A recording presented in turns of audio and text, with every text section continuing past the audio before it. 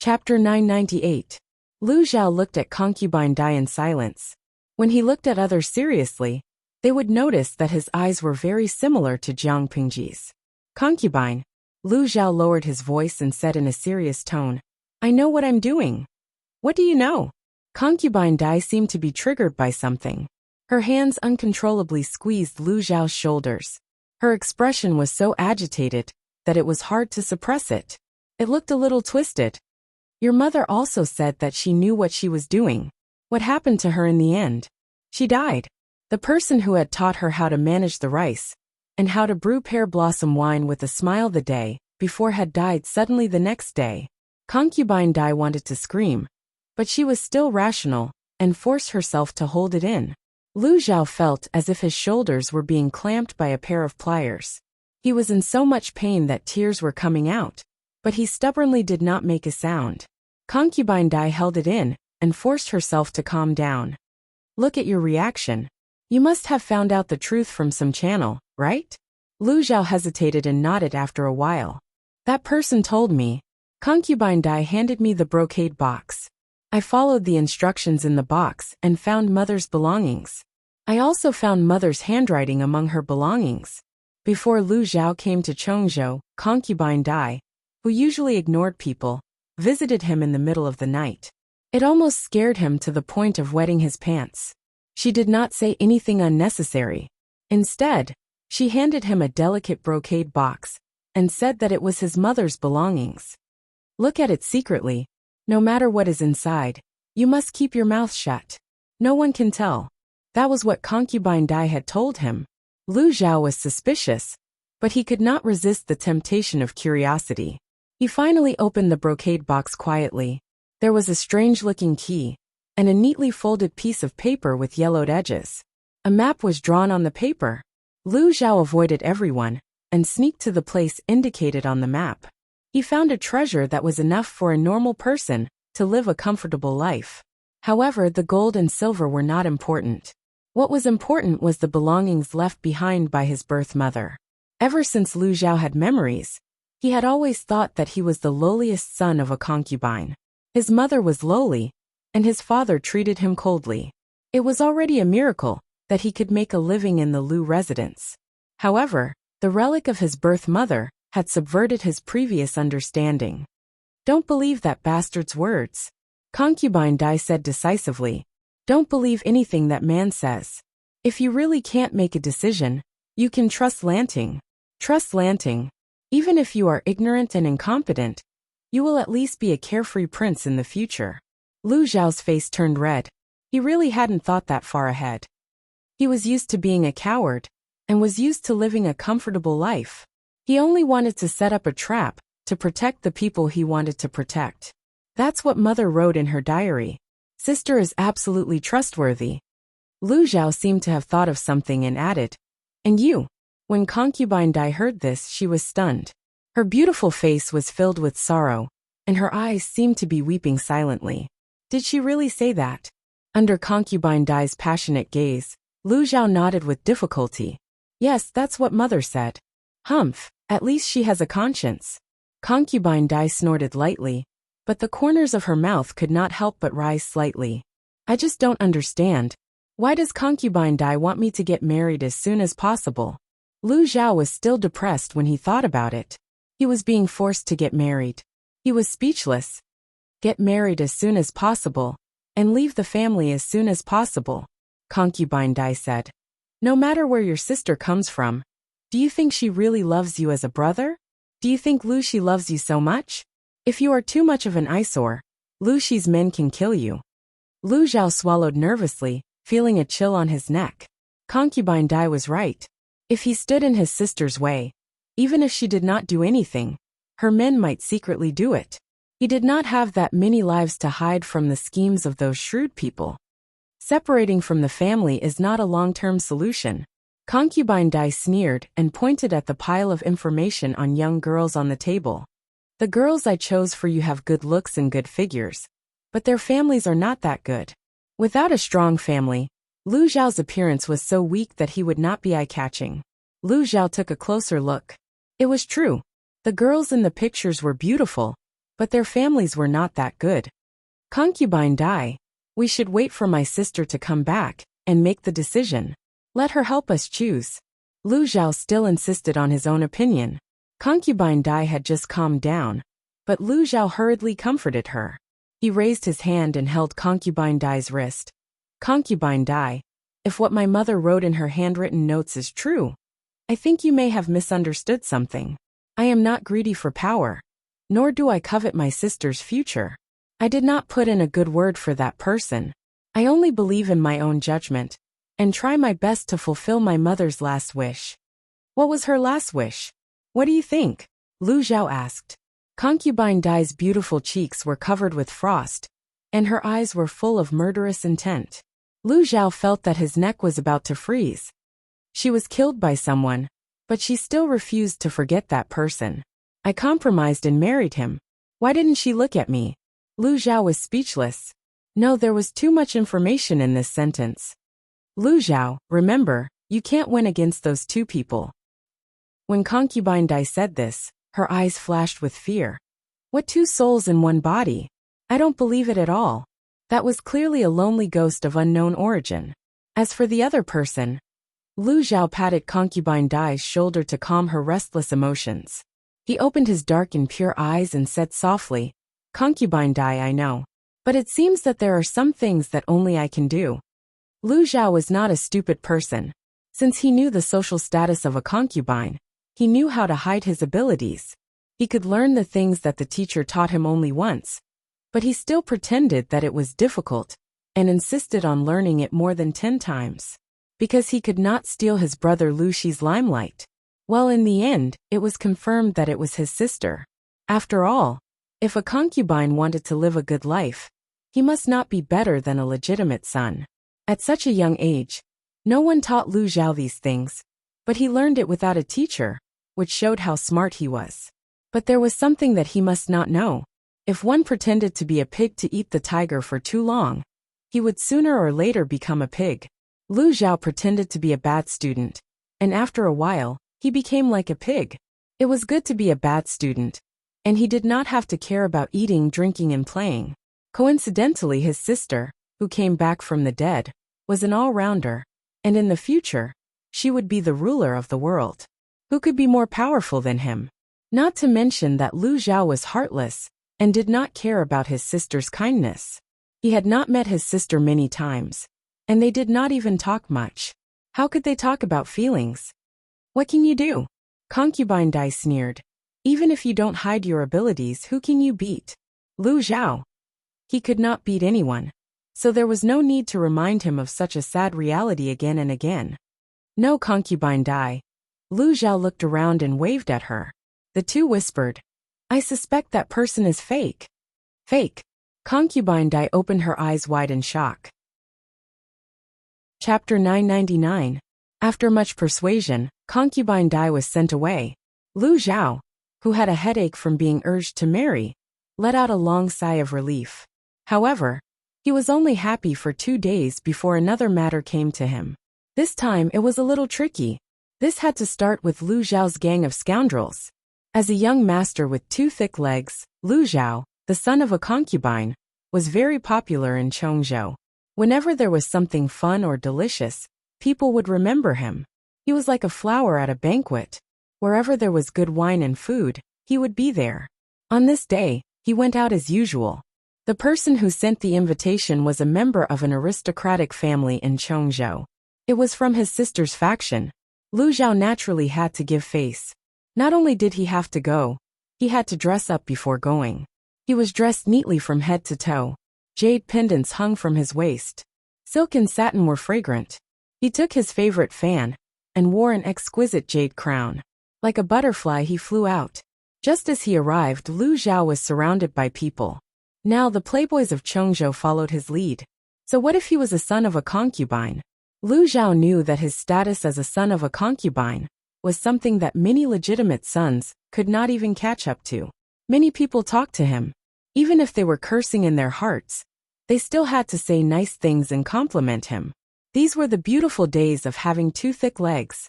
Lu Zhao took a seat at the banquet. A few of his friends came forward to chat with him. The few of them chatted and laughed. As they spoke, a string of bamboo instruments sounded.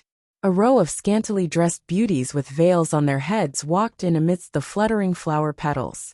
Each of them was filled with the charm of the western region. They were slender and slender, with a voluptuous figure. The old scholar would definitely say that it was immoral, but to this group of playful young masters, it was a sight that they could not miss. They had to see, they had to see. The gang of scoundrels smiled and suggested, "Brother Zhao, if you like, I will send one to your room." Lu Zhao's infatuated gaze regained clarity. He said indecently, "That won't do. My father and sister are watching me closely. I can't mess around with women at such a young age. If I accidentally leak my yang energy on a woman, they will beat me to death. My life is more important. I can't repay a beauty's kindness." The gang of scoundrels laughed and did not speak. Everyone continued to eat, drink, and have fun. Lu Zhao also drank a lot of sake. With the help of a maid, he went to the wing room where he often rested. As soon as he laid down, his hand felt a warm and delicate skin. He was so shocked that he was sober. He rolled over and lifted the quilt. It would have been better if he hadn't opened it, but once he did, his expression changed. He saw a naked woman lying on the bed. Her honey-colored skin was smooth and supple.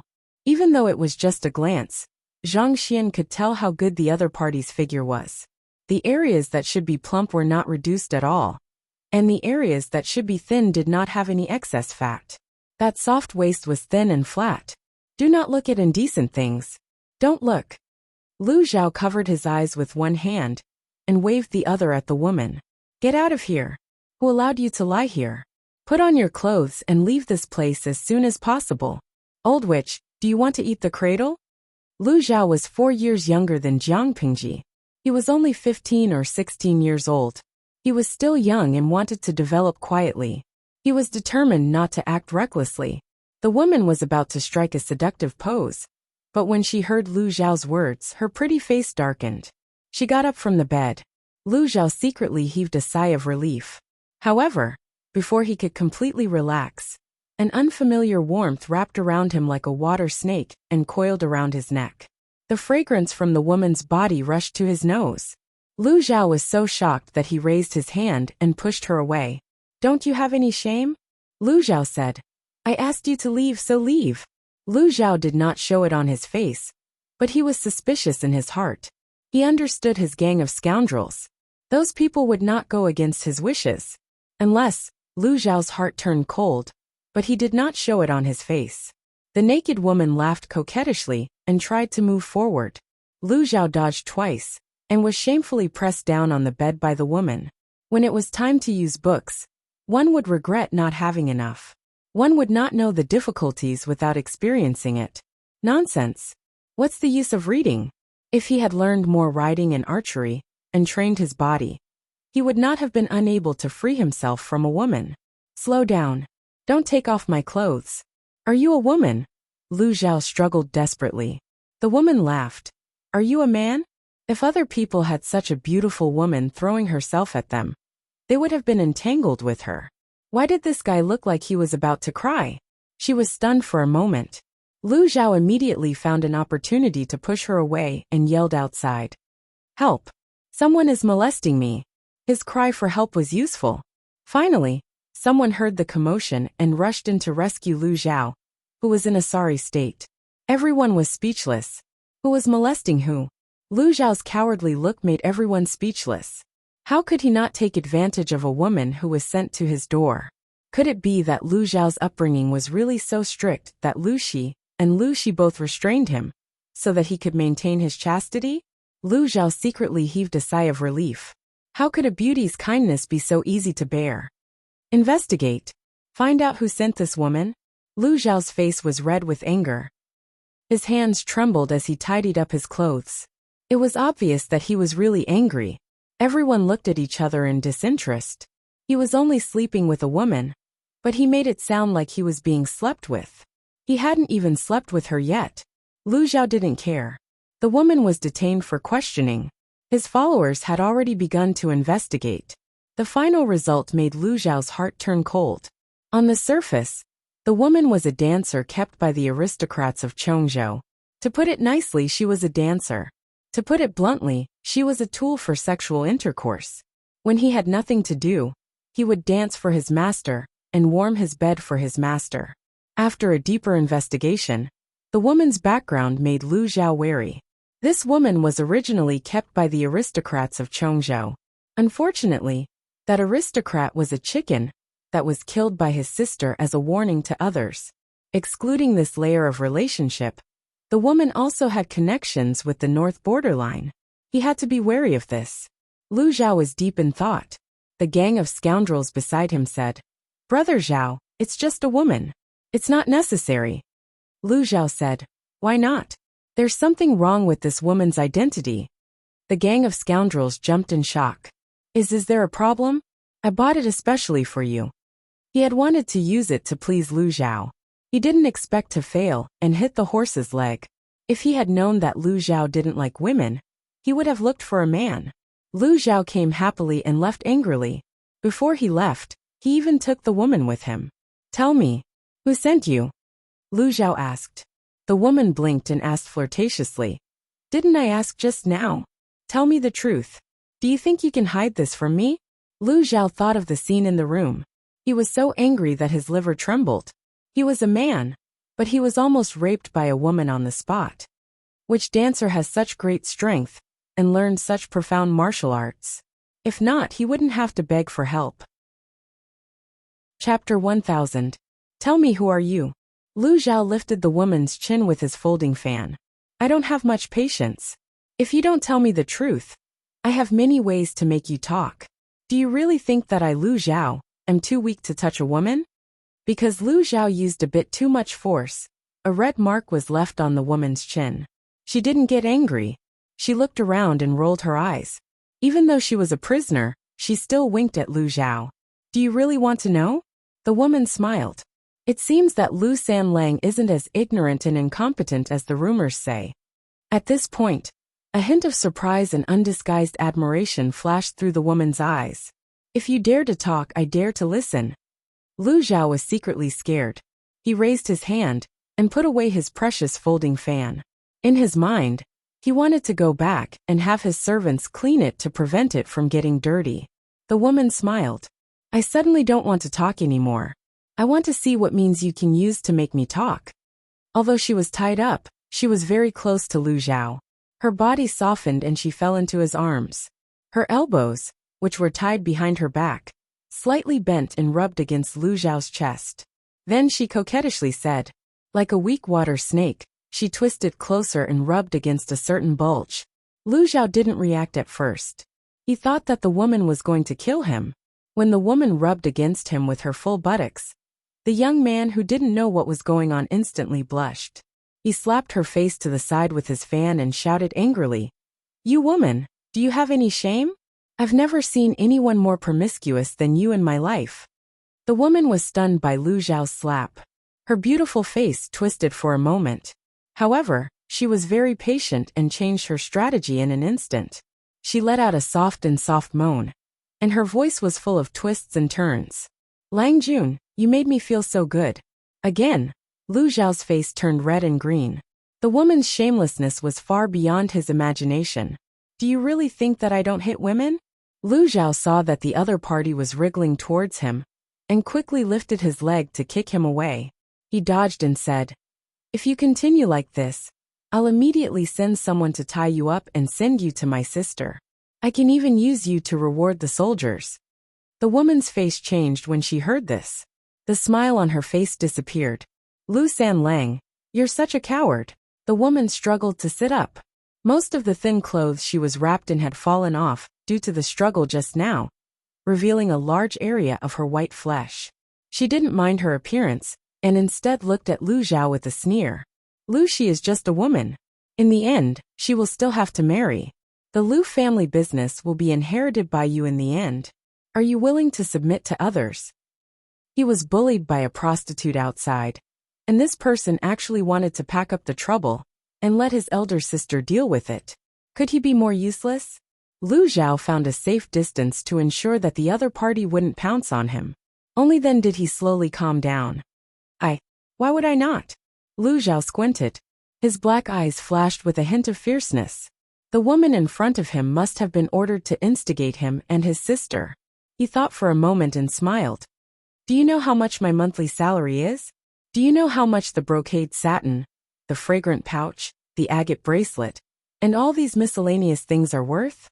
The woman was confused by Lu Zhao's unreasonable answer. The cheapest one.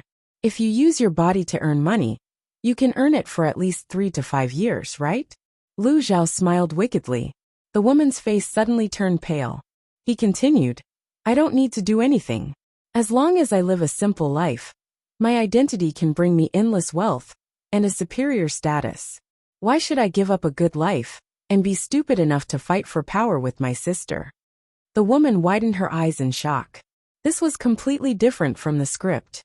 It's not that I want to criticize you, but you think too highly of me. The only advantage I have over my sister is that I have more meat. Lu Zhao pointed at the spot a few inches below her navel with her slender fingers, which were obviously from a pampered lifestyle. That sister of mine, she's really ruthless when she wants to be ruthless. Believe me, if she really wants to cripple me, maybe I'll have to bear the pain of separating my flesh from me.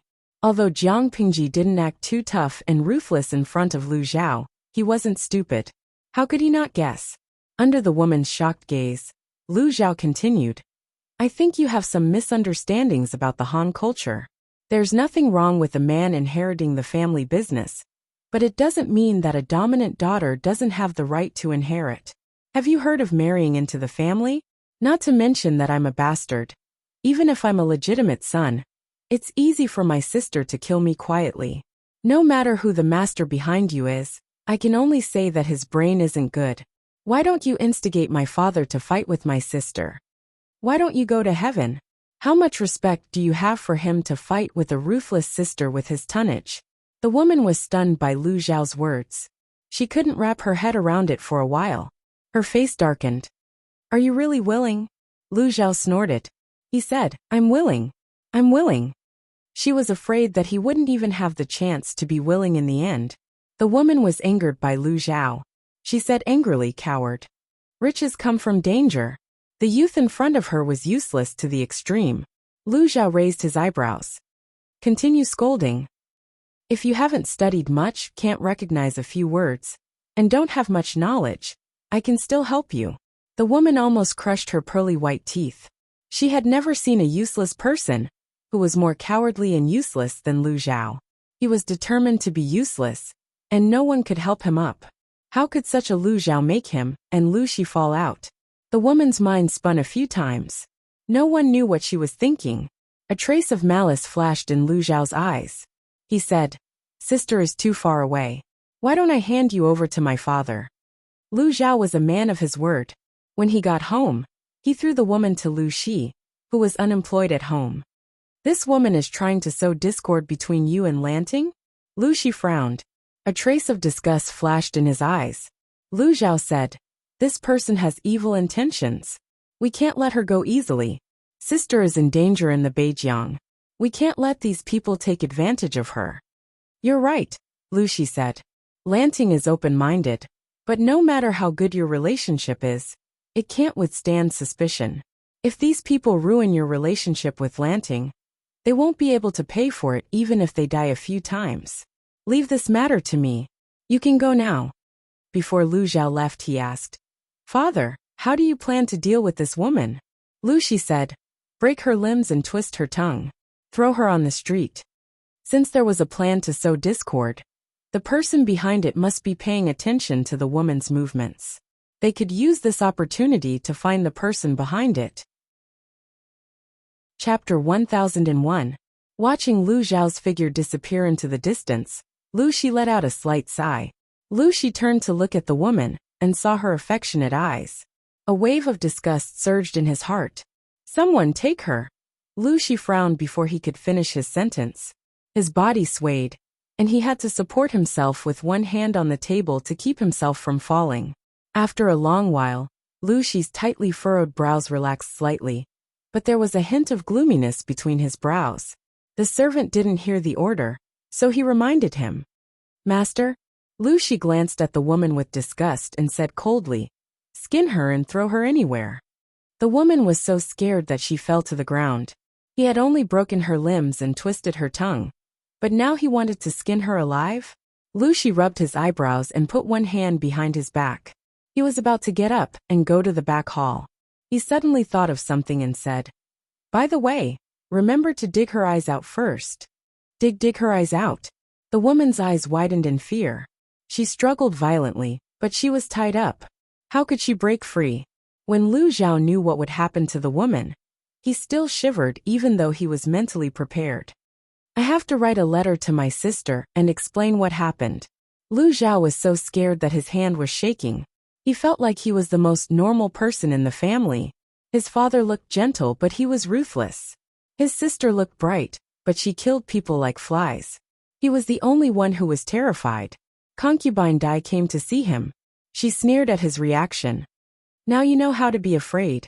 If he followed her plan, Lu Zhao could find an excuse to leave the family. He didn't need to be afraid. How could a mortal like him interfere in a fight between gods? Lu Zhao smiled bitterly. "I'm afraid, but there are some things I have to do." He mailed the letter he had written. Lu Zhao would rather be an ordinary son of a concubine. It was better to eat and drink and wait for death than to live in fear. Before his letter reached Jiang Pingji, the war in the northern borderline had completely tilted in her favor. After the Battle of Yishui, the northern borderline faced another huge defeat. This failure started from the overly optimistic layout of the northern borderline. Jiang Pingji sent people to keep a close eye on the newly surrendered tribes. As expected, she found many strange things. She could basically confirm that they had pretended to surrender. When Lian found out the truth, he clenched his fists in anger and took the initiative to volunteer.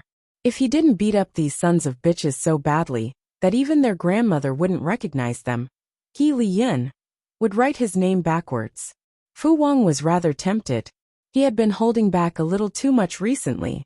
As a general, if he couldn't wantonly fight and kill, how would he be any different from a salted fish that had lost his dreams? Looking around, he saw that the military advisors were calm and collected, so Fu Wang chose to endure and not make a move. It was the job of the strategists to come up with strategies. Even without his request, these black-hearted fellows would not let the enemy have an easy time. "Do you have any countermeasures?" Jiang Pingji asked Fengzhen and the others for their opinions. Qiguan Rang suggested, "Why don't we beat him at his own game?" In this situation, it was a good idea to beat them at their own game. The enemy was full of joy when they came to launch a sneak attack, but instead fell into their trap. "How wonderful!"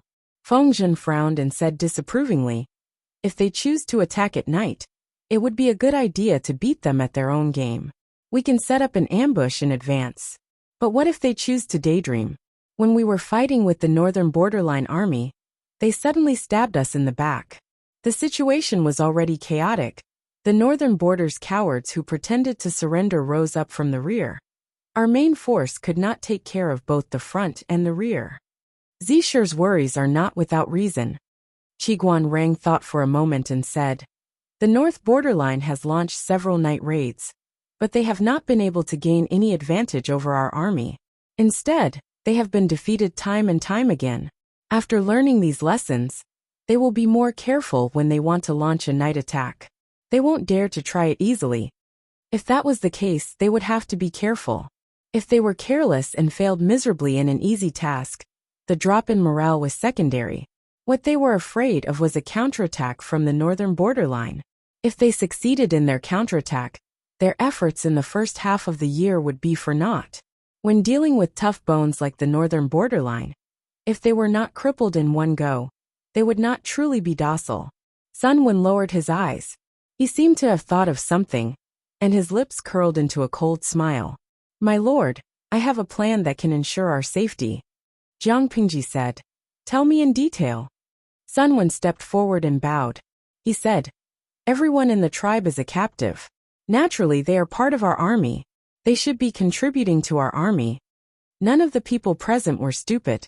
Even if Sun Wen only said half of it, they could guess the other half smoothly. Sun Wen was planning to push the tribes who pretended to surrender to the front line as scapegoats. Jiang Pingji was still streaming at the moment. The audience also participated in the discussion with great enthusiasm. They always had the illusion that they were the counselors of a feudal lord, giving instructions and commanding the country with great vigor. Strawberry yogurt. This is not good. Let the enemies who pretended to surrender be our vanguard. It will be more convenient for them to steal military secrets. Chapter 1002. Has Lu Shi gone mad or stupid? The envoy who was in charge of pretending to surrender rubbed his hands excitedly and paced back and forth in the tent. His face was full of uncontrollable excitement. I just went over to show my loyalty and deliberately confuse her. She's actually stupid enough to put us in an important position? The smile on the envoy's face could not be suppressed. It almost reached the back of his ears.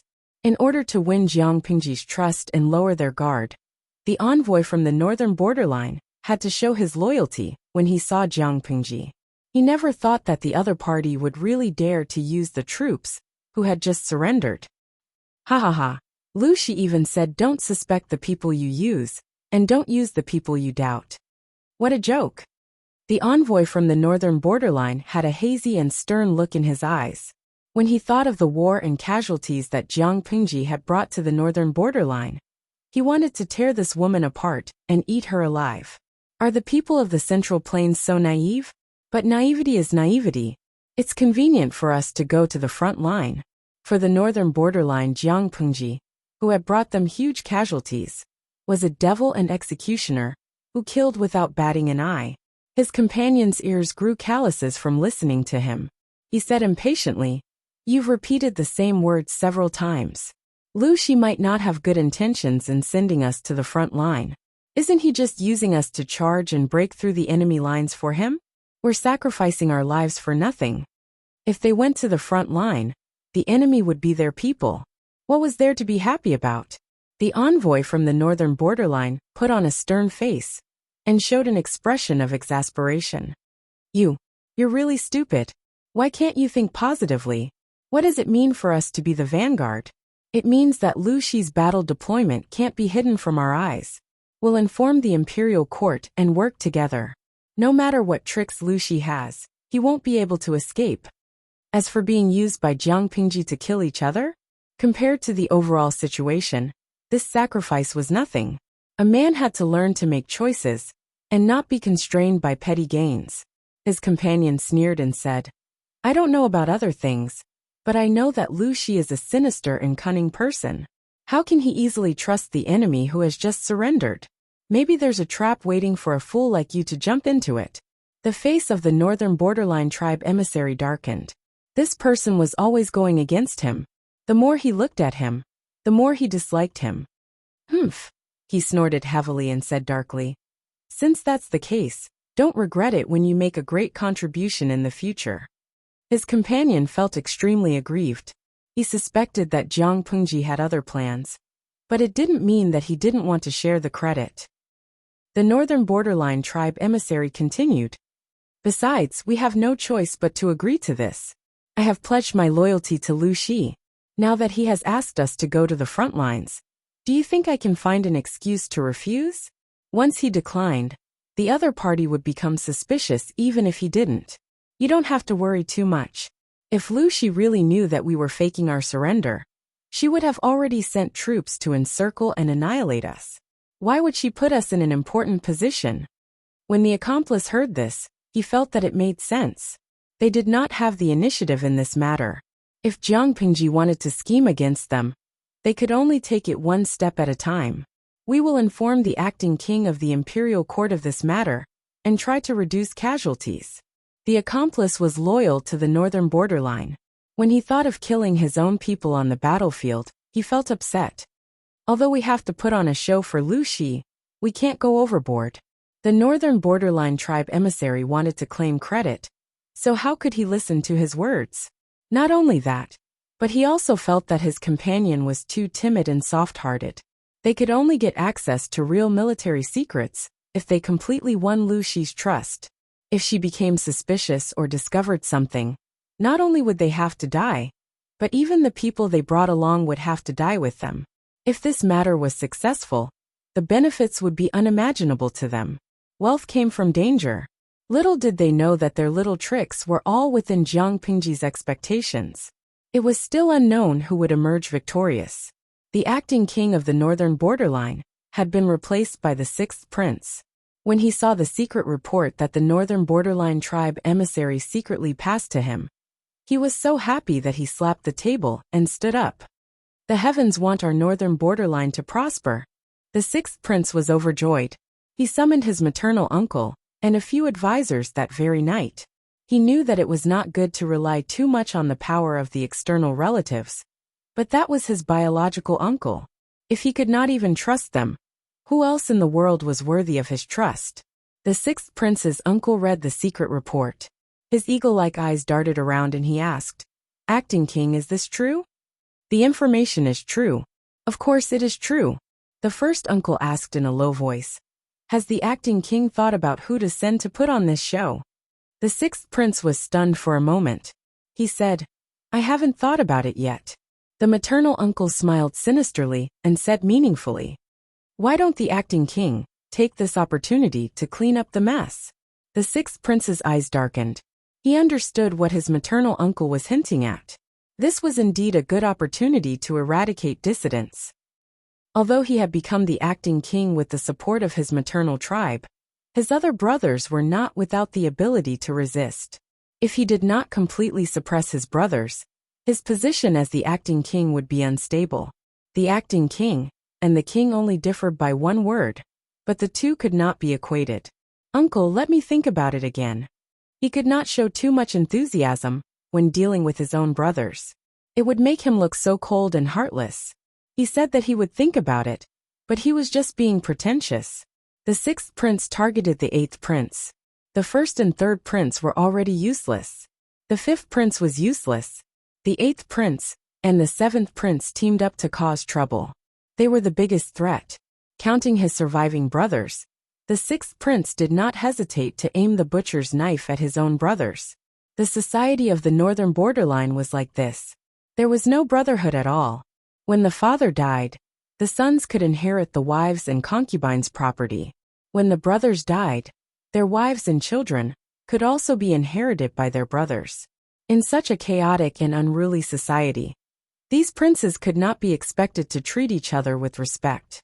The eighth prince and the seventh prince did not know the plan, but their intuition told them that the sixth prince was up to no good. Isn't he afraid that the other brothers would have too much military power and overthrow him? Why did he agree to the eighth brother's command so readily? Although the seventh prince and the eighth prince were not born of the same mother, they had a good relationship and grew up in the same room. He is now the acting king. The northern borderline is still eyeing us covetously.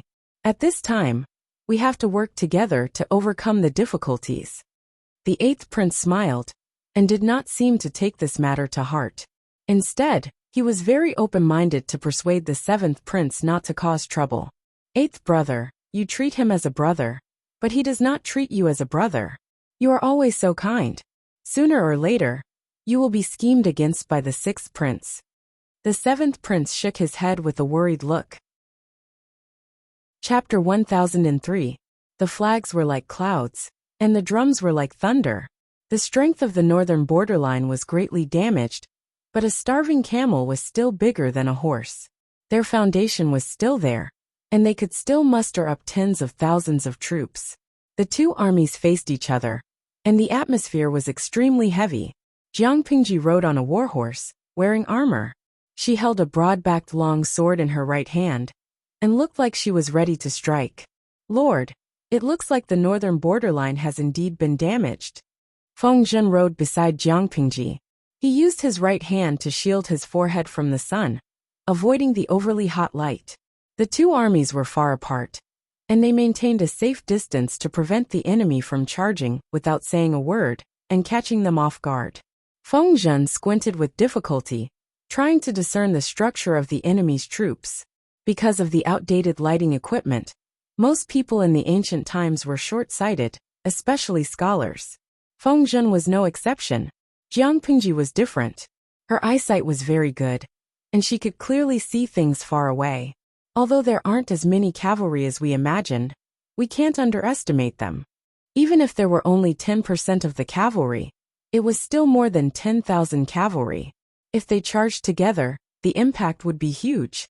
Jiang Pingji tilted her head and glanced at Feng Zhen, whose clothes were puffed up by the wind. She said angrily, Zisher should stay at the back to hold the line. I can't take care of you here. If you get hurt or captured, no one will feel sorry for you. Feng Zhen only knew some martial arts. Calling him a weakling was already a compliment, and he still wanted to run to the front line to face the cavalry charge of the northern borderline? She was cold and heartless, and the livestream viewers felt sorry for him every day. Game. Streamer, I think Feng Tiantian really loves you.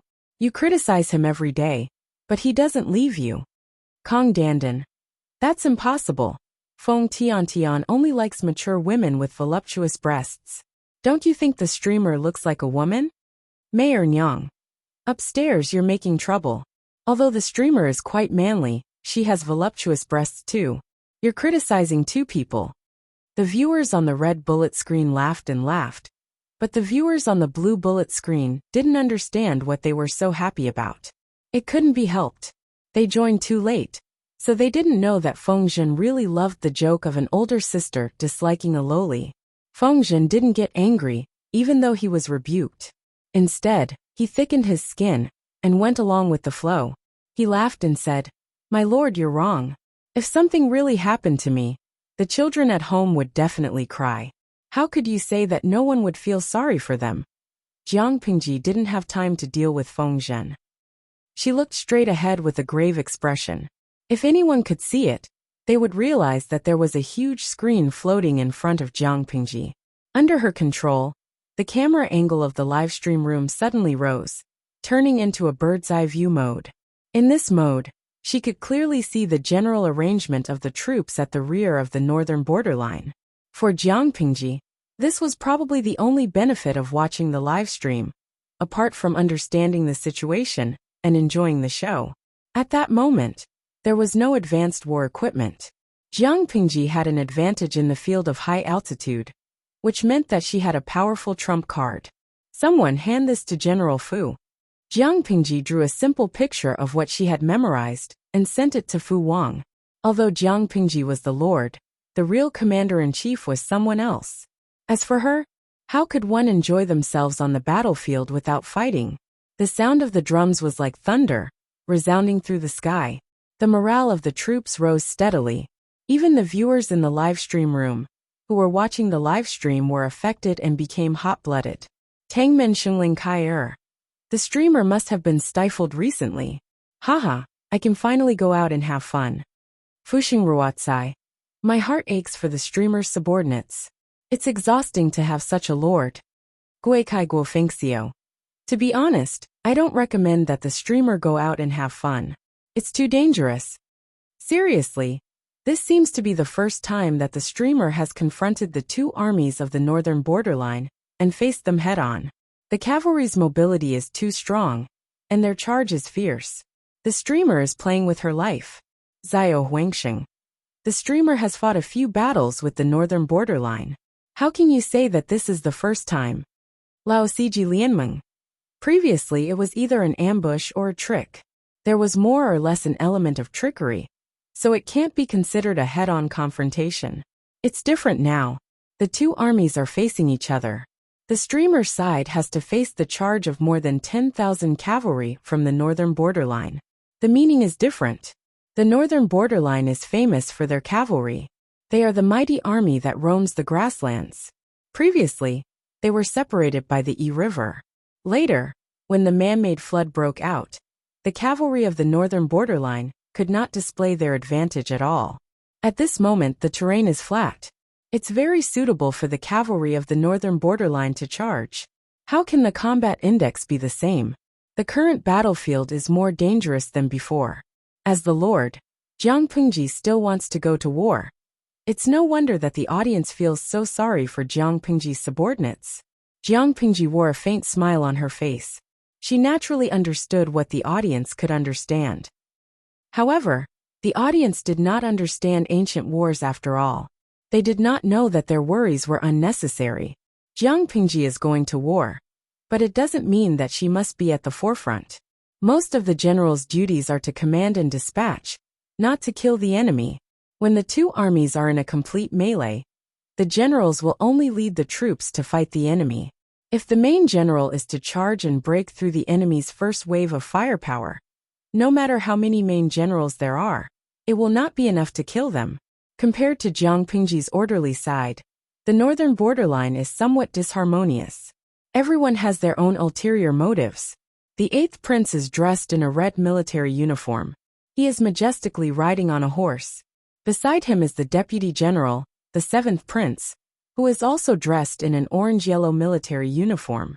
What's the matter with the 6th prince? The 7th prince has a bad temper. He can't contain his anger.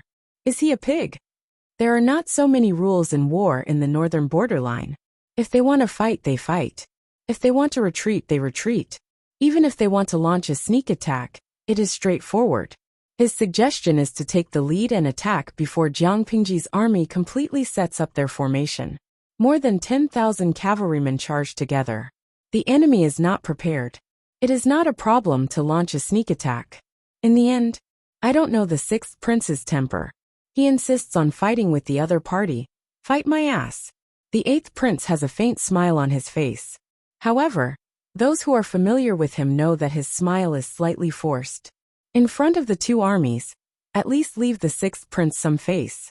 If this gets out, this will be the 6th prince's leverage to make things difficult for you. Fighting with the generals is not common. At least there is no such custom in the northern borderline. It is the habit of the northern borderline to start fighting without saying anything. Why would they give advance notice? I'm so angry. The 7th prince suppressed his temper. Under the scorching sun above his head, his whole body was filled with anger. Unknowingly, the 6th prince also has his own considerations. The Han men of the Central Plains are much weaker than the men of the northern borderline. They are petite and weak. The men of the northern borderline grew up on horseback. Their horsemanship is superb. If they can regain their momentum in the general's battle, wouldn't it be wonderful? The 6th prince is right. The northern borderline's horse battle is indeed tyrannical. However, the premise of victory is that they do not encounter Jiang Pingji. I don't kill nameless people. Tell me your name. Chapter 1004. The northern borderline general's long hair was braided into countless small braids at the back of his head. He had a full beard that covered most of his face. His right ear was pierced 3 times. 3 earrings made of human bones hung from each hole. He held a heavy long axe in his hand. His voice was like a large bell. It could be heard from afar. The northern borderline general stared at the person who stepped out of the line. He frowned. The men of the Central Plains are all useless. Why did they send a sissy man like you? The northern borderline general sneered disdainfully. You're as thin as firewood. Your legs aren't even as thick as my arms. Look at you. I'm afraid you can't even satisfy your wife. Your legs will go weak after 1 round on the Kong bed, right? Ha ha ha.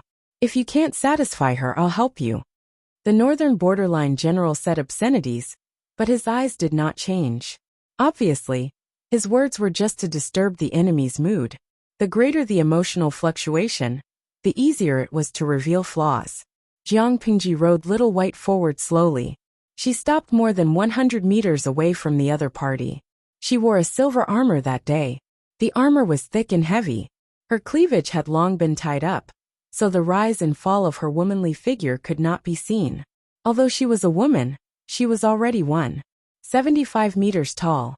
This height was enough to make her look superior to most men. Jiang Pingji looked rather handsome and strong. The men of the Central Plains were fashionable with hairpin flowers and incense. She looked sissy. Comparing the two, Jiang Pingji, a real woman, was more manly than many men. The people of the northern borderline had never seen her before. She also did not engrave her name on her face. Who would know that she was the leader of the 150,000 troops behind her? She was the real lord. Jiang Pingji lowered her voice and said seriously, "What does it have to do with you whether I can satisfy a woman or not? I only want to satisfy the man at home. Look at how ugly you are. I'm afraid you're so ugly that you can't even find a wife. Why don't you consider finding a male partner? Anyway, with your appearance, Having a child will be a scourge to future generations. It's better to have fun in time. At least you're not alone. Jiang Pingji was really a man, driving a train in front of more than 300,000 people from the two armies. Because they were far away, the army behind them did not know what they said, but the audience in the streaming room knew. For a moment, the entire screen was filled with praises for Jiang Pingji. Fix all high-definition loopholes. That's amazing. My streamer, when did you sleep with Beauty CI? Oh, Christmas Day. Sob, I've been cuckolded by both my idol and my goddess. It's so sad. Jinghua Zengxi. Beauty CI wants to beat someone up after hearing this. I bet that the streamer hasn't eaten anyone yet. When the Northern Borderline general heard this, he immediately revealed a disgusted expression. Bah, you're actually a rabbit. Tell me your name. I'm going to chop your bones and feed them to the dogs. He had long heard that the men of the Central Plains were very popular, but he did not expect to meet a young general of the Central Plains who was also a man. Uncle Rabbit, did Lord Rabbit eat your rice? She teased him with a smile. Her casual attitude made him so angry that he felt as if he had been born into the world.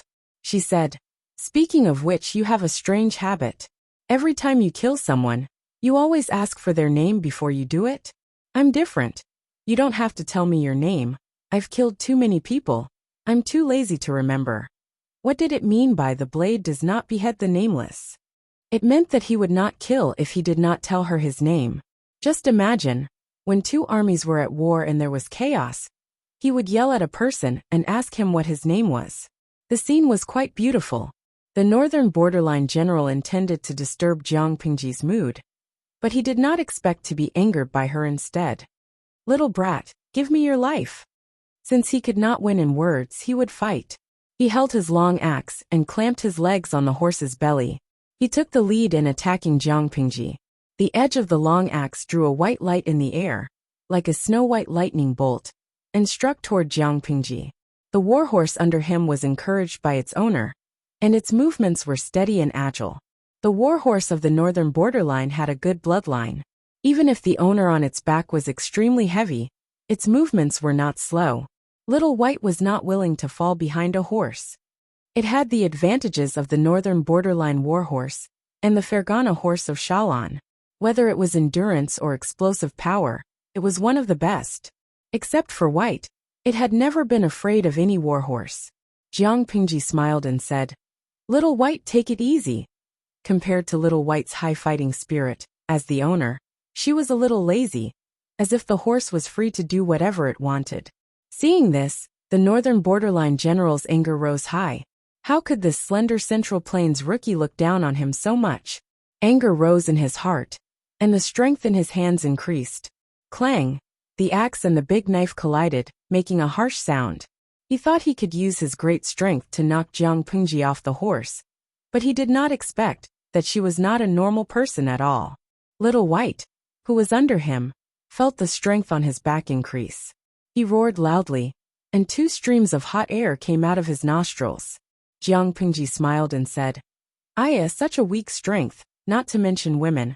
I'm afraid even men will despise it. Jiang Pingji admitted that she was the second most despicable person in a war, but who dared to admit that they were the first? Don't be arrogant. The axe went down, and the stronger and heavier force made his heart sink. Even the web between his thumb and index finger was numb.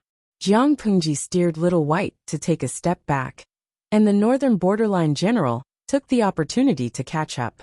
Although the long axe in his hand was cumbersome, weighing at least 30 to 40 kilograms, it was as light as a feather in his hand. If it was in the past, who would dare to fight him head-on? Even if the person could withstand the axe, the war horse under him would not be able to.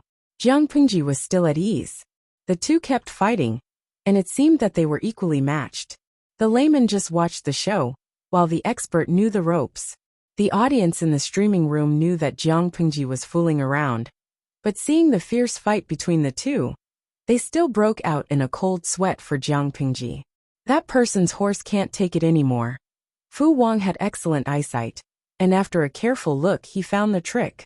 Just as Fu Wang said, The war horse under the northern borderline general was already showing signs of fatigue. Its two forelimbs were trembling, and it looked like it could not bear the burden. Seeing this situation, Jiang Pingji changed her defensive posture and turned defense into offense, forcing the northern borderline general to be tired of dealing with it. Who knew how this person grew up? How could he have such great strength? Every time he received a blow, he felt his wrist shake, and the web between his thumb and index finger had already cracked and bled. "Little White!" Jiang Pingji suddenly shouted without any rhyme or reason. Little White suddenly rushed toward the opponent's war horse, raising its front hooves and charging over fearlessly. Not good. The war horse under the northern borderline general was so scared that it retreated. It did not care about its owner's orders at all. Little White took advantage of the situation and rammed into the opponent, causing him and his horse to tilt to the side. Jiang Pingji smiled, revealing her white teeth. The long sword drew a cold and brilliant white light in the air. Poof! The long sword slashed diagonally down from the general's neck, and it easily split open like a knife cutting through tofu. The war horse under it lost control and fell to the side whining. The two halves of the corpse fell to the ground, making a dull sound. The pair of eyes on the head that were filled with fear lost their spirit in a few breaths. Jiang Pingji carried the sword on her shoulder and pointed her finger at the northern borderline. Chapter 1005. Little White cooperated and snorted. It was super fierce. The north borderline was silent. The sixth prince's expression was so grave that it could drip water. That strong man was a valiant general he had high hopes for. But he was gone just like that. What was his background? I heard that Lu Shi has the most valiant general, the wolf general Fu Wang. Could it be him? Fu Wang was not well known under Jiang Pingji's command. After all, he had been training the troops for the past few years. However, he often acted recklessly when he was under Fu Yang and Meng Zhan. That was when his reputation was built. The north borderline advocated military force. With Fu Wang's background, he was naturally valued. He was raised by wolves. In the north borderline, he was a symbol of luck and bravery. He was an idol sought after by many. I don't think so. I heard that Fu Wang is commanding the three armies. Why would he easily fight with others? After thinking about it, it seemed that the only person who fit the criteria was Li Yun. Although Li Yun was young, he had fought many battles with Jiang Pingji. He gradually gained the nickname Little White Dragon. Of course, Li Yun rejected the nickname. So be it, White Dragon. Why add the word small? Who gave him the nickname? Could it be Little White Dragon Li Yun? Doesn't look like it. Li Yun is good with the spear. It's said that his skill with it is superb. This person's age fits, and he looks like him. But I've never heard of Li Yun using a sword. Could it be that Lu Shi has subdued another valiant general? At this point, he could not help but feel jealous. The battlefield was an ever-changing place. Usually people would bring out their best weapons. If they died under the enemy's blade because their weapon was not convenient to use, it would be a terrible death. Damn it. Lu Shi is just a woman. How can she attract the help of so many heroes? The sixth prince was envious. The jealousy in his heart almost drowned him. He said sourly, "Could it be because she is an outstanding beauty?" The deputy beside him secretly rolled his eyes. Only a fool would think that people sided with Jiang Pingji because of her beauty. Jiang Pingji's reputation was well known. There were many things said about her, but no one said that she was beautiful. What did that mean? It meant that her appearance was not worthy of praise or bragging. The sixth prince did not know what was going on in the deputy general's mind. He said, "Which brave warrior is willing to eradicate the traitors for the northern borderline?" As soon as he finished speaking, the sound of horse hooves came from the crowd. A young northern borderline general dismounted his horse and volunteered. "I am willing to go." The sixth prince looked at the young general's face and was unhappy. This young general was his wife's younger brother, his brother-in-law. Blades and swords had no eyes on the battlefield, and the death rate of a general was extremely high. His brother-in-law was young and impetuous. What if he lost his life because of carelessness? Even the old general had suffered a setback, let alone his brother-in-law. Just as he was about to refuse, the other party volunteered again, and the sixth prince could only agree. Be careful of the enemy's tricks and return safely, the sixth prince urged politely. After the young general thanked him, he picked up his weapon and mounted his horse. Young people, especially young people who have not experienced real setbacks, often have dreams that are far from reality. Seeing that Jiang Pengji, who was younger than him, had beheaded an old general on his side, he was indignant. He couldn't wait to rush out and fight to his heart's content. He boasted as soon as he appeared. I'm Haki, the one who's about to cut off your head. What's your name? Tell me your name. Jiang Pengji didn't say anything. The audience in the streaming room said what she wanted to say. Kakara. Aya, this is probably the funniest joke I've heard this year. Wusher Yao Yao. Haha, this fellow is going to be a trending topic on Weibo. He's going to become an internet celebrity in minutes. With the popularity of the streaming room in their world, this young man named Haki would definitely be a trending topic in seconds. Jiang Pengji smiled. Me? I call you Grandpa. Haki was stunned for a moment. His face turned from red to green. How dare you make fun of me? After he finished speaking, he carried his weapon and charged forward. Seeing this, Jiang Pengji couldn't help but laugh even more happily.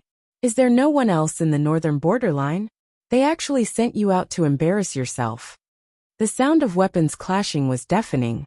Jiang Pengji deftly dealt with it while provoking the other party's emotions. They started fighting without even saying a few words. His temperament and willpower were very poor. Even if he had a body full of martial arts, it would be difficult for him to survive on the battlefield for long. If he met someone else, he might be able to go back and correct himself. If he met Jiang Pengji, he could only go to hell to prepare to be reincarnated and sent back to the furnace to be reborn. Haki was furious. His attacks became heavier and heavier. Soon cracks appeared on their weapons and sparks flew everywhere. Die! He seized the opportunity and made his move.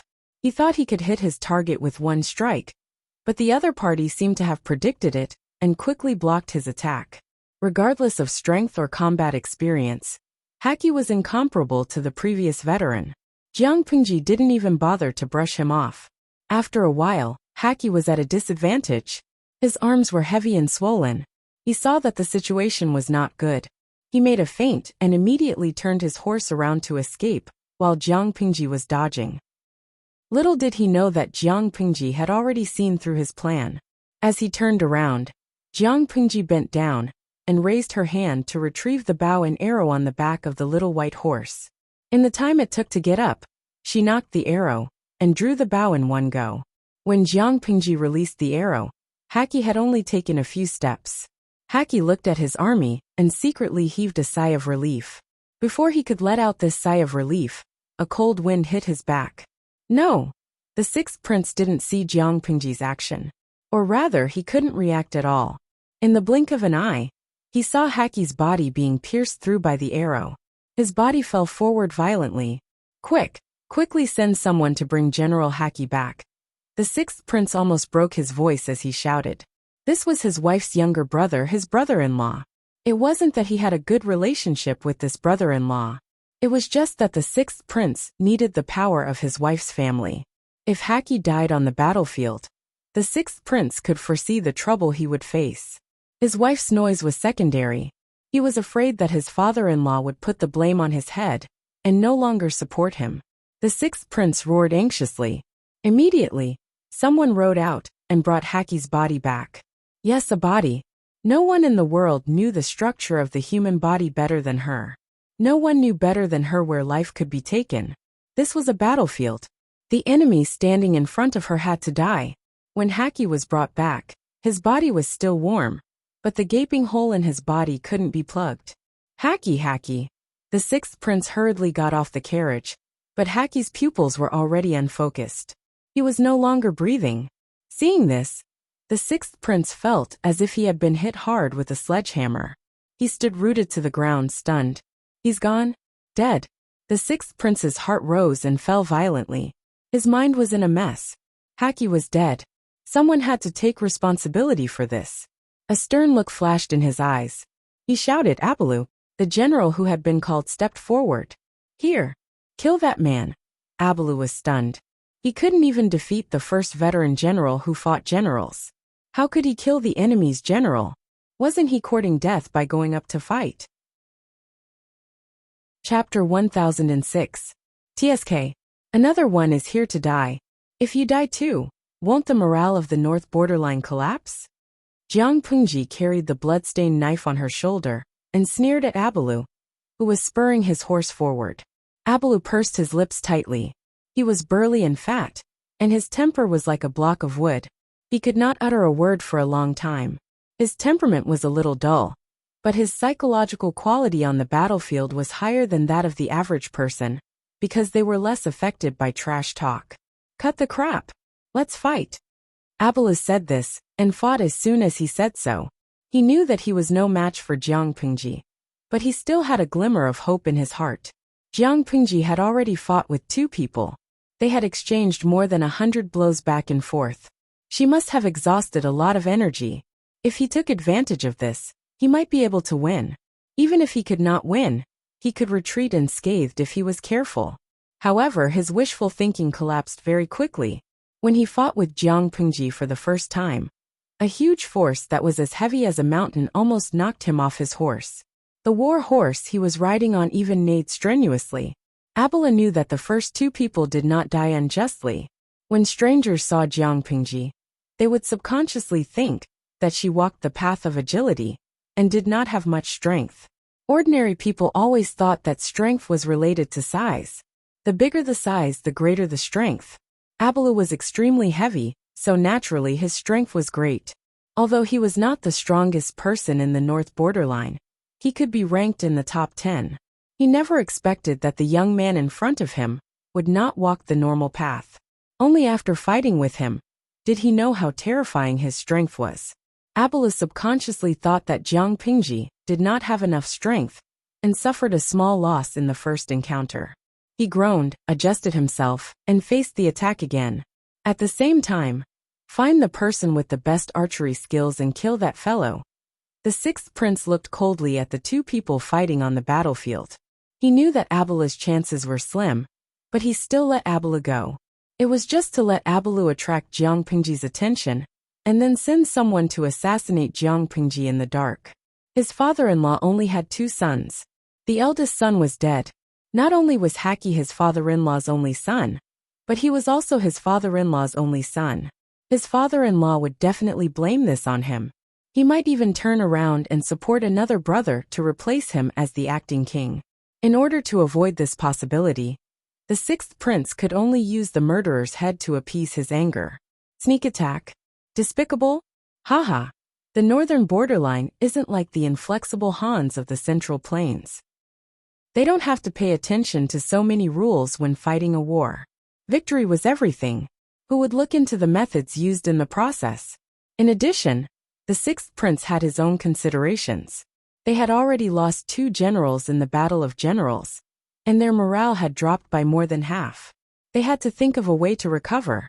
The northern borderline was not only good at horsemanship, but they were also very good at archery. Almost every citizen of the northern borderline grew up on the back of a horse, and they were top-notch in riding and archery. Sneak an arrow or something. No problem at all. Abalu was completely unaware that he had become a sacrificial victim to lure the enemy. He was trying his best to fight Jiang Pengji, and was soon out of breath. The sun was shining brightly, and Abalu's body was covered in sweat. Soon, his hair and the clothes under his armor were drenched. The more it was like this, the more terrified Abalu was. Why? Because not only was the brat in front of him breathing steadily, he didn't even sweat much after fighting for so long. This meant that the other party had not used his full strength, and had been toying with him from the beginning to the end. Realizing this, Abalu knew that there was no need for him to continue fighting. He should think of a way to leave the battlefield as soon as possible.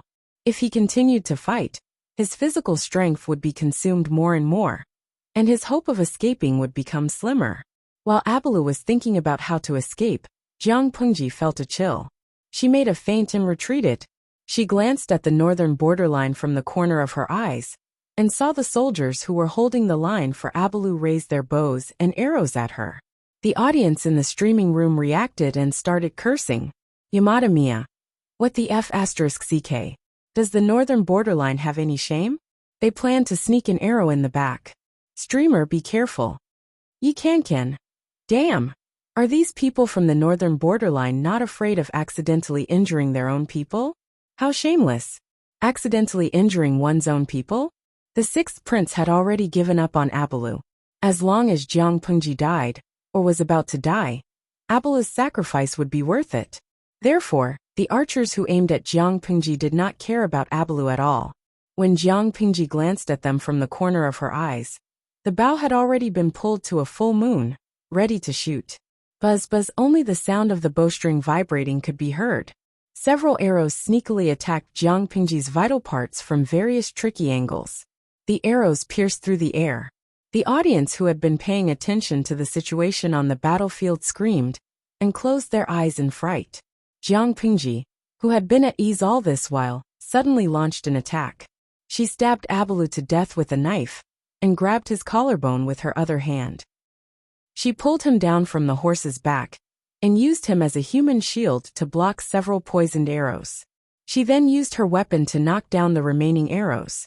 Little White did not need Jiang Pengji's command. He turned around and ran back to his army. At that moment, Little White's explosive power was displayed. Before the archers could draw the second wave, Little White had already run out of the shooting range with Jiang Pengji. Jiang Pengji smiled and threw the corpse of Abalu, who had died with grievances, on the ground. Everyone kill! The war drums were as dense as a rainstorm. The horn to attack sounded. Jiang Pengji defeated 3 people consecutively and dodged the enemy's hidden arrows. The soldiers who witnessed everything were suppressing their anger and were eager to vent it. The sixth prince saw the situation and was so scared that his face turned pale. Damn it! She attacked as she said and attacked as she said. At least give them some buffer time. Kill! The battle cries shook the sky. Their own cavalry took the lead to attack. Countless horse hooves passed by and Abalu's corpse was trampled into meat paste. Jiang Pengji seized the initiative. The northern borderline was slightly hasty in meeting the enemy. By the time the northern borderline cavalry reacted, Jiang Pengji's cavalry had already charged for quite a distance. Jiang Pengji's cavalry was different from the northern borderline cavalry. The northern borderline cavalry mainly wore rattan armor and cloth clothes. Their horses were almost unprotected. They were extremely fast and ran like a gust of wind.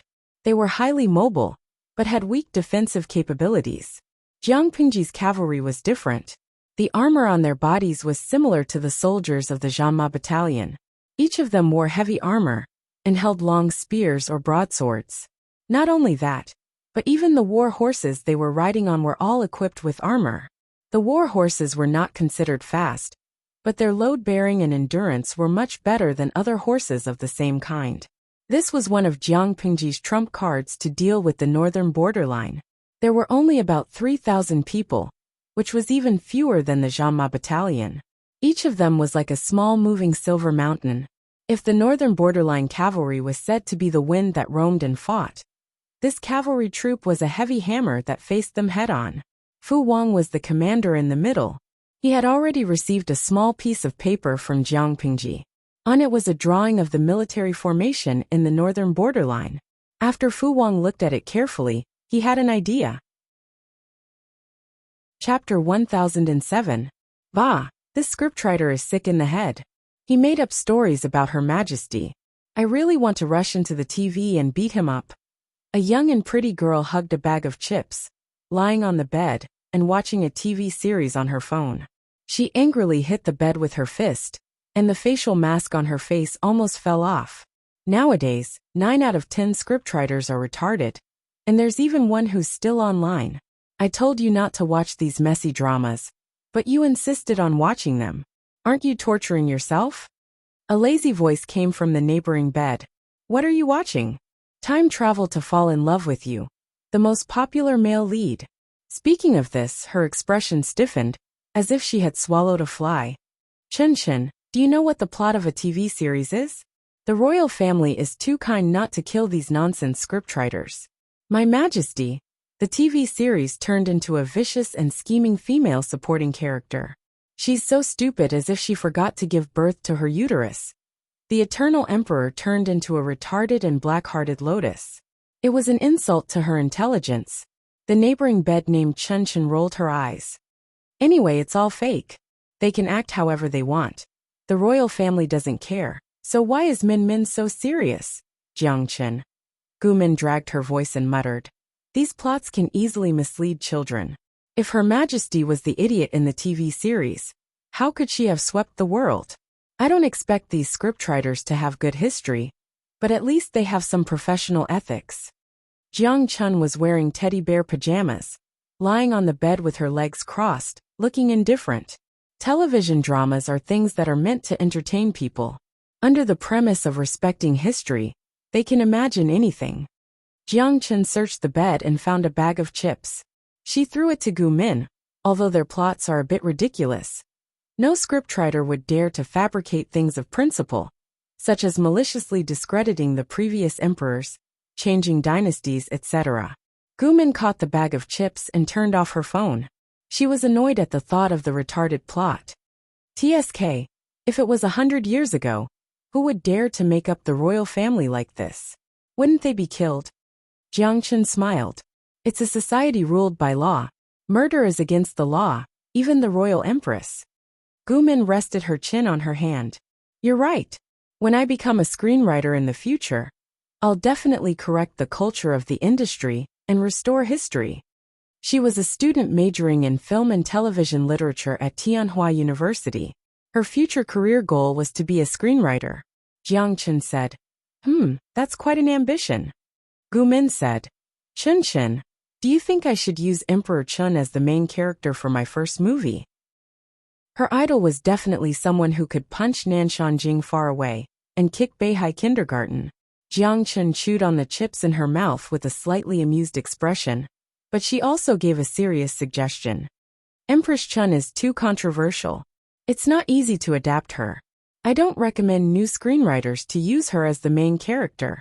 Both historians and the royal family could prove that Emperor Chun came from a noble family, but no one knew why he became a bandit. Not only did she become a bandit, but there were also records of her slaughtering her siblings and her biological father in the history books. However, the unofficial history books also said that she was born from Gu Zhen and a wild man. There were even a few wild men who were analyzed. Her family background was very complicated, and her growth was even more tortuous. It was too difficult for a new screenwriter to use Emperor Chun as the main character. It's precisely because it's challenging that we have to clear Her Majesty's name. There are too many screenwriters with no professional ethics now. Ever since Emperor Chen's tomb was open to the public, the television and online dramas are getting more and more ridiculous. Gu Min muttered angrily. Chun Chun, have you ever thought about what history would be like without Her Majesty? It definitely wouldn't be as good as it is now. Jiang Chun did not speak. Her gaze darkened. Emperor Chen's tomb was open to the public. The royal family was still around, but Emperor Chen's tomb was open to the public. It was a joke. The royal family's prestige for 300 years was gone.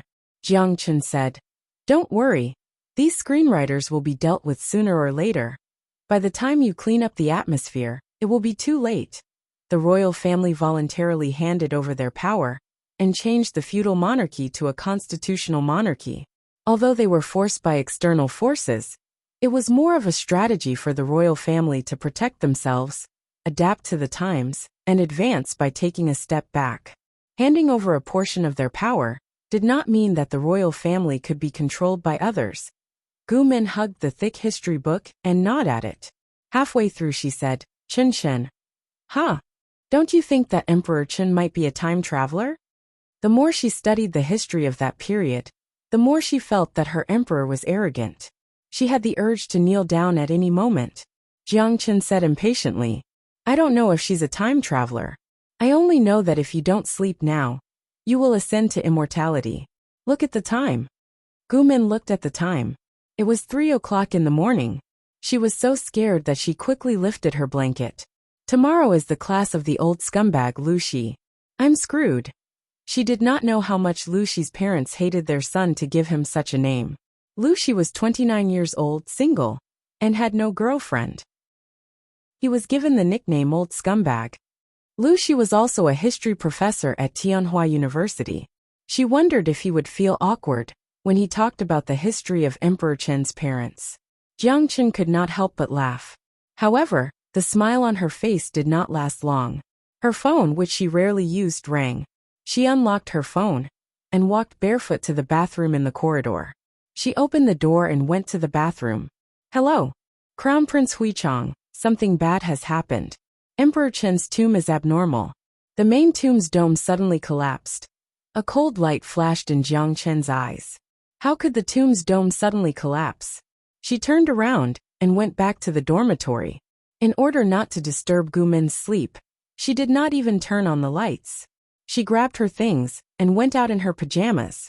As soon as she left the campus, Jiang Chen found that the sky was unusually dark. She looked up and felt that something was wrong with the sky. Doesn't it look like the alignment of the 9 stars? A clean male voice came from behind. Jiang Chen turned around with a sullen face. A tall man in a suit walked out of the shadows. Professor Lu Shi. Lu Shi adjusted the gold-rimmed glasses on the bridge of his nose. His eyes were calm, as if he was not surprised by Jiang Chen's appearance in her pajamas. The alignment of the 9 stars is a rare sight, Lu Shi said. But it happened once more than 300 years ago. The professor is waiting for someone here? Jiang Chen calculated the time and wanted to send Lu Shi away. No, I'm waiting for you. Jiang Chen did not show it on her face, but she frowned in her heart. I don't seem to know the professor. It doesn't matter if you know him or not. I just want to give you something. If it was any other time, Jiang Chen would have thought that he was interested in her. But in the current situation, she only felt that it was dangerous. What is it? Lu Shi took out something from his pocket and handed it to Jiang Chen. It's returned to its owner. Jiang Chen was surprised. She took the thing and could barely recognize that it was a yin-yang fish jade pendant. Lu Shi's body heat still lingered on it. Returned to its owner? It's not mine. Jiang Chen wanted to return the jade pendant, but Lu Shi looked up at the sky and smiled. The 9 stars are aligned. What? The alignment of the 9 stars didn't last long, and soon they were separated. At that moment, Jiang Chen's phone rang again. It was the ringtone she had set for Gu Min's phone. Chen, where are you? Gu Min's voice sounded extremely panicked. I'm at the campus gate. Don't move. Chen, don't move. I'll go find you. Also, don't go with Lu Shi. A hint of surprise flashed across Jiang Chen's eyes. Gu Min should be sleeping in the dormitory. How did she know that Lu Shi was there? Not long after, Gu Min stopped her bicycle in front of the two of them. The sudden braking made a sharp sound. She was still in her pajamas. Nothing had changed, but Jiang Chen somehow felt that her aura was much stronger. Slap! Under Jiang Chen's shocked gaze, she took a few steps forward and slapped Lu Shi across the face. The force was so strong that half of Lu Shi's face became red and swollen. Jiang Chen was speechless. What development? Gu Min glanced at Jiang Chen and saw the jade pendant in her hand. She quickly snatched it and threw it at Lu Shi's face. Lu Shi! She cursed. F***CKU. I'm in. Lu Shi didn't get angry. Instead, he laughed as if he wasn't the one who had been slapped. Are you still human? Gu Min was so angry that the veins on her forehead were bulging. Her expression was a bit ferocious. Why did you give this stupid jade pendant to Chen? Why did you trick her into bringing it to the tomb? What are you scheming in your stomach? Tell me. Don't play dumb. Lu Shi smiled bitterly. If I said that I didn't do anything, would you believe me? Tell that to a ghost. Gu Min said angrily. If I believe you again, I'll write my name backwards. Jiang Chen watched the situation unfold. Her brain couldn't wrap itself around it. When did Min become so close to Professor Lu Shi? Those things. I really didn't do them. Gu Min laughed. What nonsense are you trying to lie to me now? Can you listen to my explanation? It'll only take about 3 minutes. Okay, kneel and explain. As usual, prepare your own washing board. After Gu Min finished speaking, she took a deep breath and turned to look at Jiang Chen.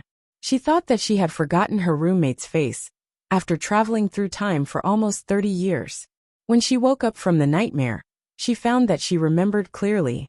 She even remembered every detail of the stupid dramas she had complained about with her roommate before she traveled through time. Chen, let me deal with this scumbag first. I'll beat him to death. Jiang Chen frowned. What did he do to you? Gu Min said. He's worse than I am. Seeing the strange atmosphere between the two, Jiang Chen was worried, but she trusted Gu Min. Although Gu Min was slender, she was very good at fighting. If you can't handle it, remember to call me. Jiang Chen said that, but in her mind, she wanted to go back and investigate Lu Shi. Neil, now you can explain. Gu Min was upset, but she also knew that they were arguing outside of Tianhua University. If they were accidentally photographed by a night owl, they might become famous on the internet. So, she decided to change their location and went to Lu Shi's apartment.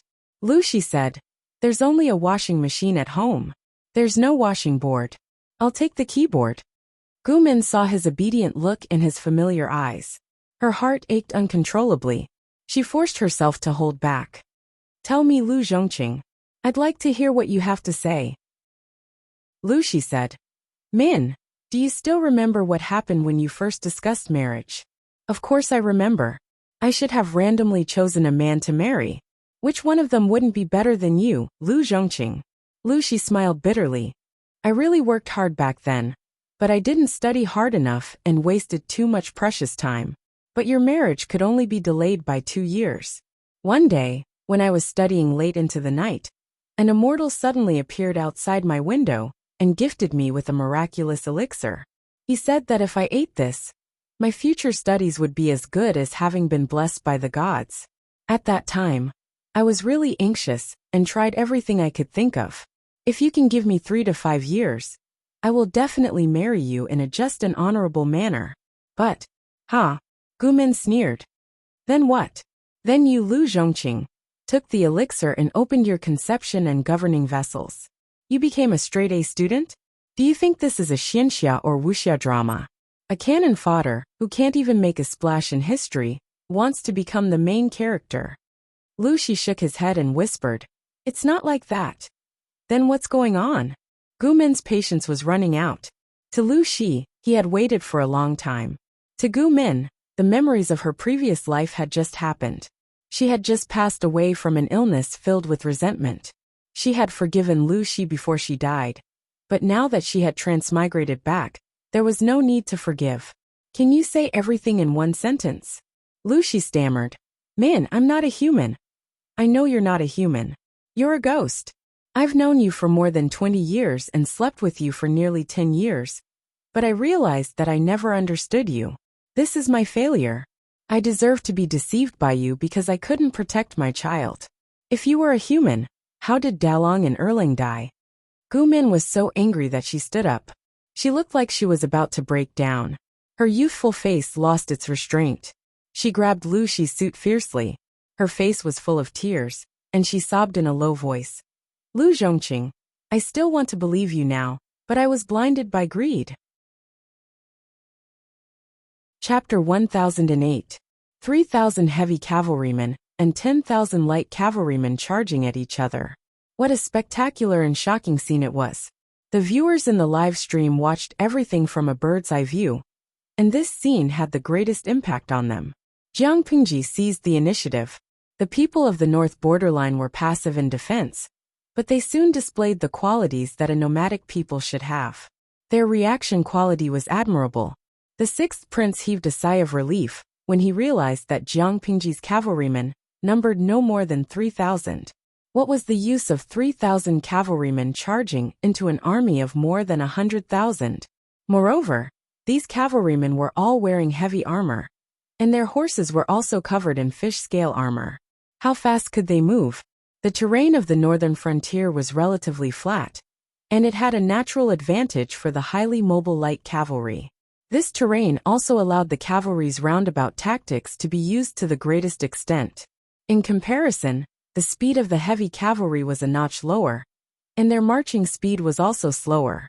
The cavalry of the northern borderline was as fast as the wind, coming and going without a trace. Even if they were robbed of the initiative, they would still be able to gain the upper hand by bypassing the front of the heavy cavalry and circling to the enemy's 2 weak flanks. The north borderline knew about Jiang Pingji's plan in advance because of the spy who had pretended to surrender. They simply avoided the frontal attack and attacked the two weaker flanks. Seeing that the battlefield was stabilized, the sixth prince immediately felt reassured. The grassland was the world of the three tribes of the northern borderline. It was also the home ground of the cavalry of the northern borderline. If they fought head-on, Jiang Pingji and the others would return in defeat. Fu Wang sneered. Idiot! He couldn't take care of the entire battlefield. But when he learned that the northern borderline cavalry had avoided a head-on charge and turned to attack the weak point, he knew that the northern borderline would suffer a great loss. It was true that 3,000 ordinary cavalrymen charging into an army of 100,000 might not cause much of a stir. But this was heavy cavalry. The spectators who were overlooking the entire battlefield were able to see it more directly. Glutinous rice ball warrior. Is the northern borderline too poor to form a cavalry unit? Feng Yi Ran Chu. #Picknose. Isn't the northern borderline a poor countryside? Can't you see that their cavalry is basically made of rattan armor? The audience lived in an era of information explosion. If they wanted to know something, they could just search the internet. Ever since they knew that Jiang Pingji was going to fight with the northern borderline, many viewers had looked up the relevant history. Light cavalry had the advantages of light cavalry, speed and mobility. Heavy cavalry lost their advantage in speed, but their destructive power increased. Drunken Cloud Cat Demon. The northern borderline is vast, and there is more room for light cavalry to survive. The cost of forming heavy cavalry is too high. Of course, they wouldn't choose heavy cavalry. That would cost a lot of effort. It wasn't that they were ignorant. It was just that the northern borderline didn't have the soil for the development of heavy cavalry. They only remembered the speed of the light cavalry, but they did not know the cutting formation and destructive power of the heavy cavalry. Guikai Guofeng Xiao. Tisk Tsk. I feel sorry for the northern borderline. Letting the light cavalry make full use of their mobility to launch a sneak attack on the two flanks of the streamer's army is a good command. But they exposed their own army to the heavy cavalry's attack. To be honest, this is not the way to die. Lao Siji Lianming.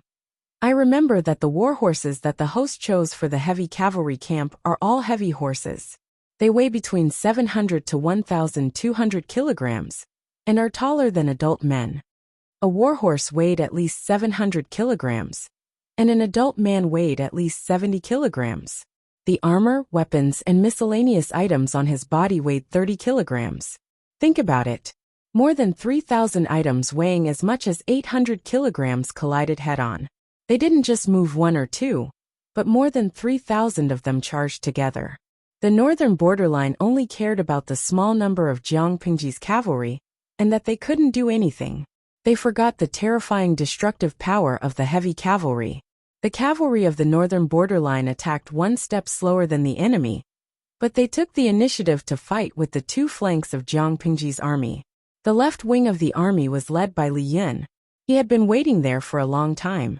The soldiers of the horse-chopping battalion were already in a battle formation. The spears that were specially prepared for the cavalry of the northern borderline had also been prepared. They were set up in rows. The spears were 2 feet in diameter, with cross-shaped holes.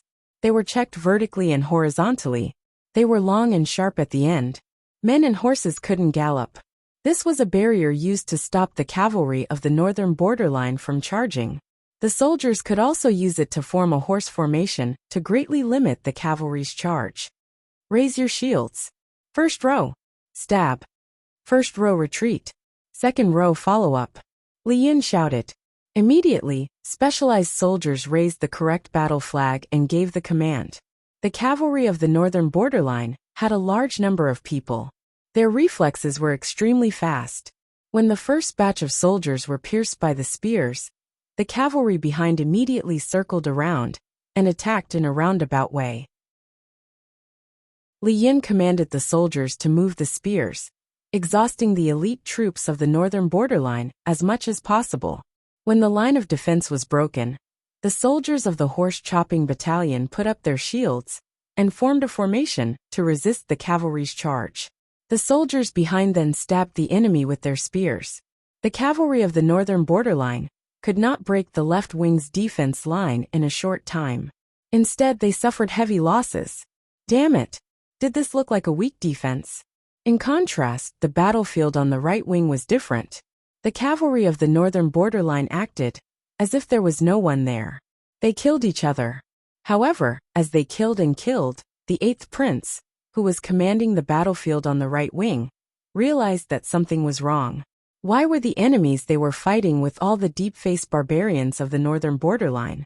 He immediately thought of the tribes that had pretended to surrender to Jiang Pingji. He was shocked.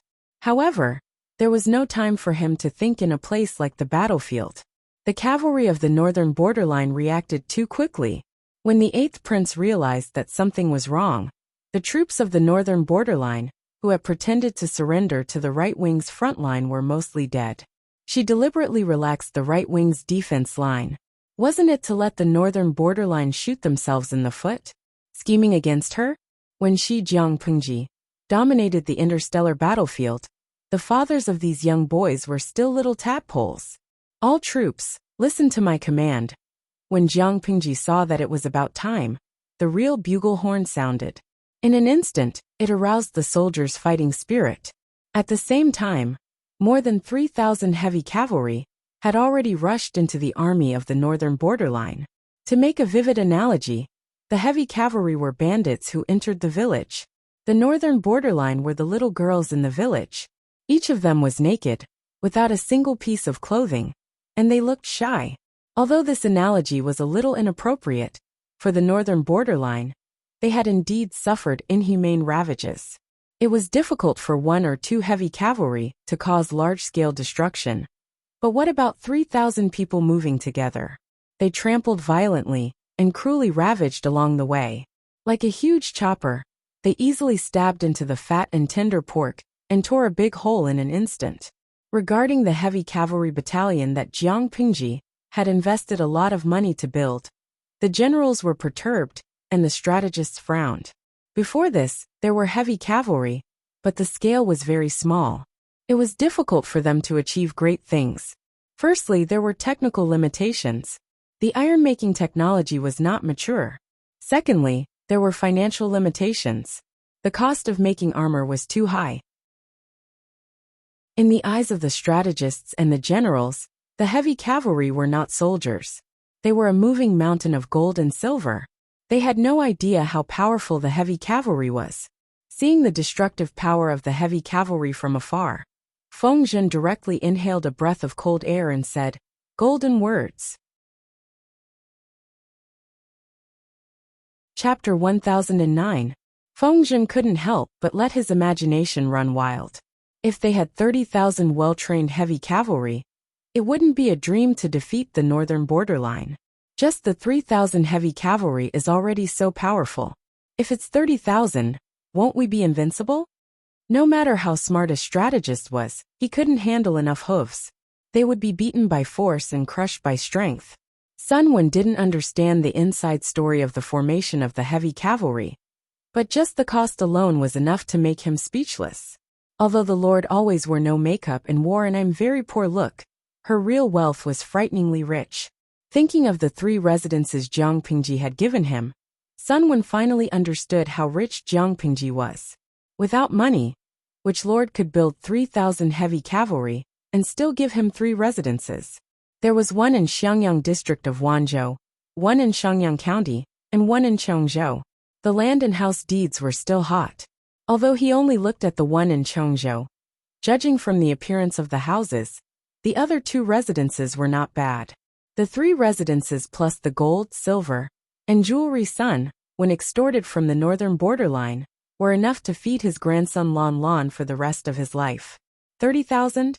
Qiguan Reng laughed. Just the 3,000 is enough to make the Lord's heart ache. Build 30,000 heavy cavalry? That would depend on the storage of the northern borderline's nobles. Wei Xiai smiled. It's not impossible.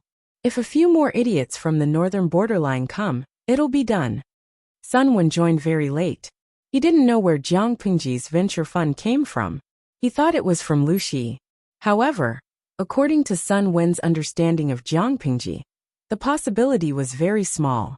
Hearing Wei Xiai say that, he vaguely felt that something was wrong. What does the Lord's expansion of the heavy cavalry have to do with the northern borderline? Guanrang waved his fan to disperse the heat around him. I don't know. The Lord's private storage can reach its current scale, because 99% of it was given by the northern borderline. The armor, war horses, and weapons used by the heavy cavalry were all made with the silver sent from the northern borderline. Isn't it another way of the crow feeding the sheep? It was taken from the people and used for the people. There was nothing wrong with that. Sunwon was dumbfounded. He had lived for more than 40 years, or about 50 years, and this was the first time he had learned the meaning of the crow feeding, the lamb kneeling on its breast. Sunwon. He felt that he should say something so that he wouldn't stand out among them. What's there to say? His curiosity was piqued. Wei Ci, who was at the side, briefly explained about the colored glass of the heavenly palace. The more Sunwon listened, the more solemn his expression became. Sunwon knew about the colored glass of the heavenly palace. After all, that thing had wreaked havoc in Zhongzhou. However, he didn't suspect that Jiang Pingji was plotting against Zhongzhou. Instead, he felt that Zhongzhou had stolen their technology. Firstly, Jiang Pingji didn't have much territory at that time. The Red Lotus Group hadn't been dealt with yet. How could she extend her hand to Zhongzhou? Secondly, Jiang Pingji used the colored glass of the heavenly palace to calculate the wealth of the northern borderline. As a result, a large amount of colored glass of the heavenly palace was released in Zhongzhou, which destroyed the supply and demand market. Jiang Pingji's business could not continue. She could only extort a sum of money from the northern borderline in a hurry before stopping. Her losses were huge. The few of them spoke in low voices. The situation on the battlefield changed rapidly. Shouts of killing shook the heavens and quickly drowned out their voices. The left wing led by Li Yin was as firm as a rock. Fu Wang oversaw the center army and commanded calmly. The right wing led by Jiang Pingji switched from defense to offense. Jiang Nongqin supported them according to the situation. The cavalry of the northern borderline tried to use their speed, as fast as the wind, to tire the enemy out. They never expected that the enemy's quality on the battlefield was so high that it was frightening. Even if their eyes were red from killing, once the command of the army's battle flag was given, they would choose to give up on attacking and listen to orders. The cavalry of the northern borderline wanted to bypass the front and launch a sneak attack. The enemy's formation immediately turned to defense. While it was watertight, it didn't lack a strong offensive ability. Both sides were fighting nonstop. Jiang Pingji, the Lord, didn't stay idle either. Langjun, Jiang Nongqin rushed over with her troops. She didn't dare to call out to her lord. She was afraid that she would expose Jiang Pingji's identity and provoke the cavalry of the northern borderline to counterattack. If they were determined to drag the lord to death, it would be terrible. Nongqin, Jiang Pingji called out. The long sword in her hand was completely bent. It was on the verge of being scrapped. Such a sword would affect her efficiency in killing people. Jiang Nongqin understood. She removed the extra weapons from the back of her horse and charged toward where Jiang Pingji was. You're in command here. Jiang Pingji became more and more brutal when she received new equipment. Jiang Nongqin endured it.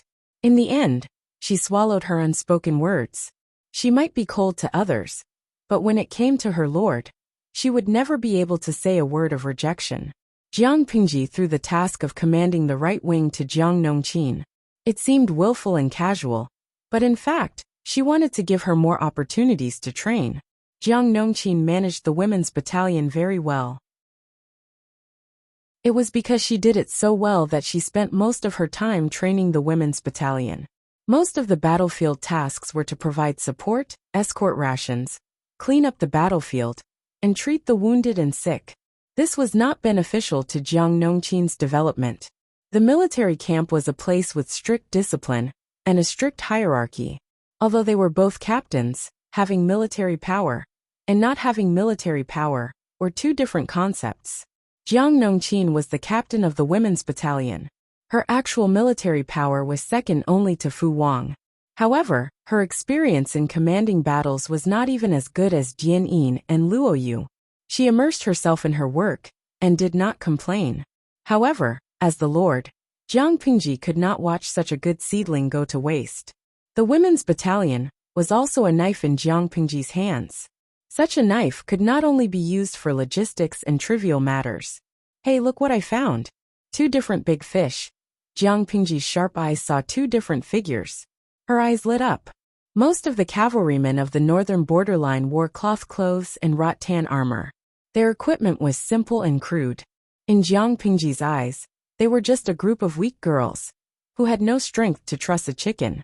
1 knife for one, and a backhand stab for a double kill. Among such a group of girls, who were dressed in shabby clothes, there were 2 beautiful women, who were dressed in gorgeous palace clothes. Wasn't it eye-catching?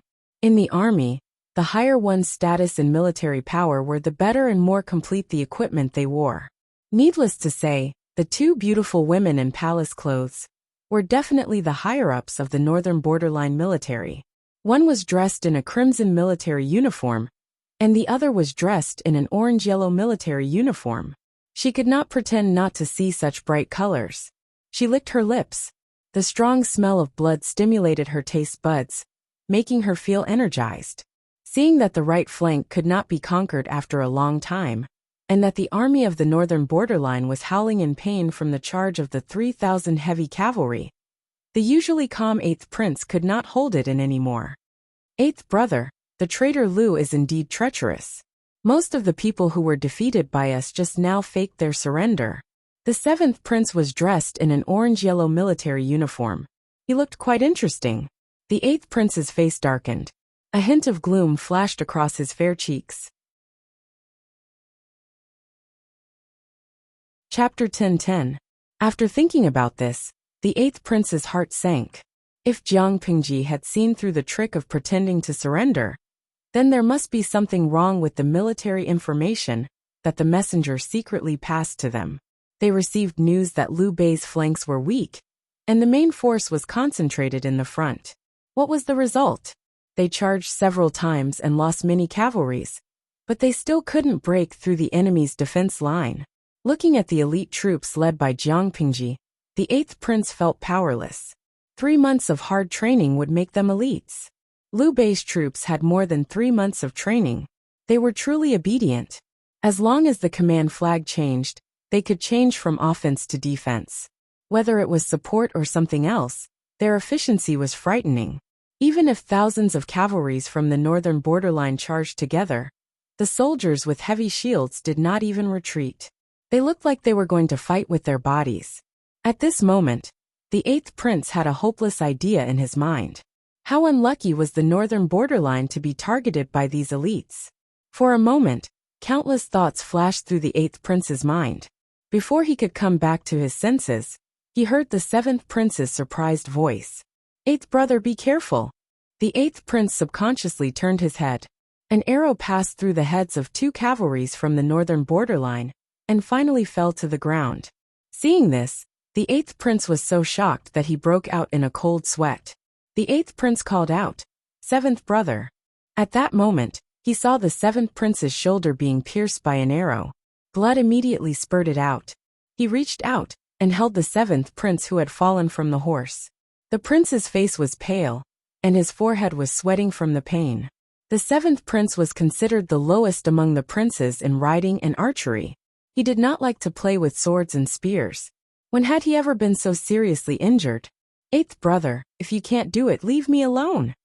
The 7th prince's lips were pale, and he was bleeding. He endured the pain and persuaded the 8th prince. The 2 arrows were clearly aimed at us brothers. The 8th prince quickly recalled the thrilling process just now. As the 7th prince said, the 2 arrows were aimed at them. What nonsense are you talking about? If I leave you behind, am I still human? Although the 9 princes of the northern borderline heard each other, the 7th prince had always taken care of the 8th prince. The 8th prince was not a heartless person. How could he leave his brother behind at this time? It was at this time that a disturbance came from 1,000 feet away. Shouts of killing soared to the heavens. Taking a closer look, he saw that the leading general's eyes were red from killing. He led his men and tore a path out, killing the northern frontier cavalry. The 8th prince took a look, and was very sure who had shot the 2 arrows just now. Do you really think there's no one in the northern borderline? The invincible cavalry had stumbled here. Unable to break through the enemy's line of defense, which made the 8th prince extremely embarrassed. He reorganized the remaining soldiers around him and planned to compete with Jiang Pingji. No matter how valiant a general was, he was still a human, not a god. As long as one was human, there would come a time when one would run out of energy. Don't look at how this little general had defeated 3 people in a row. But his stamina was probably almost depleted. He could kill a dozen cavalrymen by himself. But he could charge all the way to him and kill more than 100 cavalrymen? The 8th prince steadied his mind. However, he soon miscalculated. Not only did Jiang Pingji not show any signs of exhaustion, but she became more and more courageous as she fought. One slash to kill a little kid. He had already surpassed God. When the distance between them was less than 500 feet, the 8th prince completely panicked. 500 feet was not far, but it was not close either. The 8th prince was sure that the other party was looking at him and smiling at him with blood-stained eyes. Good boys, follow me and kill them. Capture these 2 soft and tender people alive. Jiang Pingji killed the cavalrymen who were surging forward and cut off their long spears. Her attitude was unruly and arrogant. Kill them. Most of the audience was attracted by the fierce fighting on the battlefield.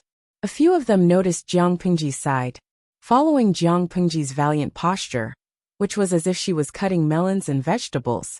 Her fangirls and fangirls were frantically calling her Shuangyi. I'm cheering for the streamer. She's so handsome that she's straightened up, as straight as a mosquito coil. Shafacey K. Puffed, the streamer is totally acting like a gangster. What do you mean by capture these 2 soft and tender people alive? Yabao Chengshi. Sob, I'm more tender than them. When are you going to capture me? Kuba Bajieti. Ever since I watched my Pingping's live stream, I feel like I'm more aggressive than my boyfriend. I attack him until his legs turn to jelly. If she didn't attack, how could she be called aggressive? Seeing that the 2 prey were about to escape, Jiang Pingji immediately gave orders to Little White. No prey that I've set my eyes on can escape. It was not easy for the 8th prince to evacuate with his men. The surroundings were in chaos. The cavalrymen were caught in a chaotic battle. Not only could they not give full play to their advantage in speed, but it was also easy to cause crowding and trampling. Jiang Pingji led her men and killed all the way. It was like a sharp blade stabbing into the enemy's flesh. She pulled the blade horizontally and tore a huge hole. The 8th prince panicked and called for his guards to help him, and the 7th prince escape. But how could his guards be a match for Jiang Pingji? At this moment, a noose fell from the sky and caught him.